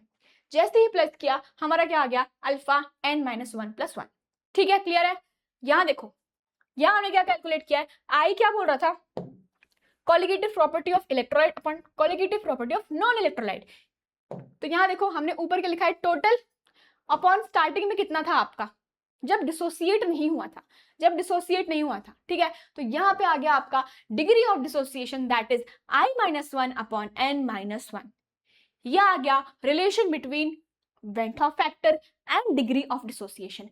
अगर हम इनको कॉलिगेटिव प्रॉपर्टीज में लगाते हैं तो कैसा हो जाएगा, यहाँ पे आ गया वेपर प्रेशर का, वेपर प्रेशर में लगाओगे तो यहाँ पे अपन आई इंटू कर देंगे किससे, मोल फ्रैक्शन से। क्लियर है। यहाँ पे अगर आप डिस्कस करते हो फ्रीजिंग पॉइंट का तो यहाँ पे आई इंटू कर देंगे इसमें। क्लियर है। अगर आप करते हो बात किसकी, एलिवेशन इन बॉइलिंग पॉइंट की, तो यहाँ पे भी आई से इंटू किया जाएगा और ऑस्मोटिक प्रेशर को भी आई से इंटू कर देंगे। तो ये आ गया अपनी modifications of colligative properties using went half factor. क्या ये चीज तुमको क्लियर हुई, क्या ये चीज एकदम बढ़िया तरीके से क्लियर हो गई है, बता दो। डंडना डंडन, ठीक है ना। तो ये था आपका एकदम आखिरी वाला क्या, पूरा सॉल्यूशन चैप्टर का वन शॉर्ट रिवीजन, जिसमें मैंने सारी चीजें एकदम डिटेल तरीके से कवर करी हैं, हर एक चीज एकदम बेसिक से बताई है। कैसा लगा ये सेशन मुझे बताना जरूर जरूर जरूर कमेंट करके। अगर वीडियो को लाइक नहीं किया है तो जल्दी से फटाफट से लाइक कर दो और कमेंट करके बताना कि मैम आज का सेशन कैसा था। अगर क्रिस्टल क्लियर और डायमंड क्लियर हुआ है तो वो भी मुझे कमेंट्स में लिख देना कि मैम आज का सेशन हुआ है एकदम क्रिस्टल क्लियर। और देखो यार, 12th के साथ साथ हमारे नीव बैचेस भी चल रहे हैं जो कि इतने कम प्राइस में तुमको मिल रहे हैं, तो फटाफट से आके एनरोल कर लो, क्योंकि अगर नीव स्ट्रांग हो गया तुम्हारा एक बार तो तुम बोर्ड सीईटी कुछ भी निकाल सकते हो, कुछ भी। और वेदांतु के रिजल्ट्स इस बात के गवाह हैं। देख रहे हो, इन सब का नीव बहुत स्ट्रांग था, 99.99 परसेंटाइल, इसीलिए इतना प्यारा रिजल्ट तुमको वेदांतु में देखने मिलेगा। ये है आपका जेईई मेंस 2026 का रिजल्ट, और साथ ही आप देख सकते हो 2025 का रिजल्ट भी। every 1 in 3 students is from Vedantu. ये हमारा नीट का रिजल्ट, तो इतना शानदार रिजल्ट तुम्हें कहाँ मिलेगा। और साथ ही साथ आपको यहाँ पे सारे ऑफलाइन सेंटर्स भी मिल जाएंगे, पुणे में, महाराष्ट्र में, बहुत सारी जगह आपको सारे ऑफलाइन सेंटर्स मिल जाएंगे। वहां जाके आप विजिट कर सकते हो और 90% तक की स्कॉलरशिप अवेल कर सकते हो। तो है ना ये मजेदार कि नहीं, बता दो मुझे। अगर ऑनलाइन पढ़ रहे हो तो वो भी बहुत मजेदार है, ऑफलाइन जाओगे वो भी बहुत मजेदार है। आज का वीडियो कैसा लगा मुझे जरूर जरूर जरूर बताना कमेंट करके। चलो खत्म करते हैं इस वीडियो को। Thank you so much for watching and love you all. God bless you.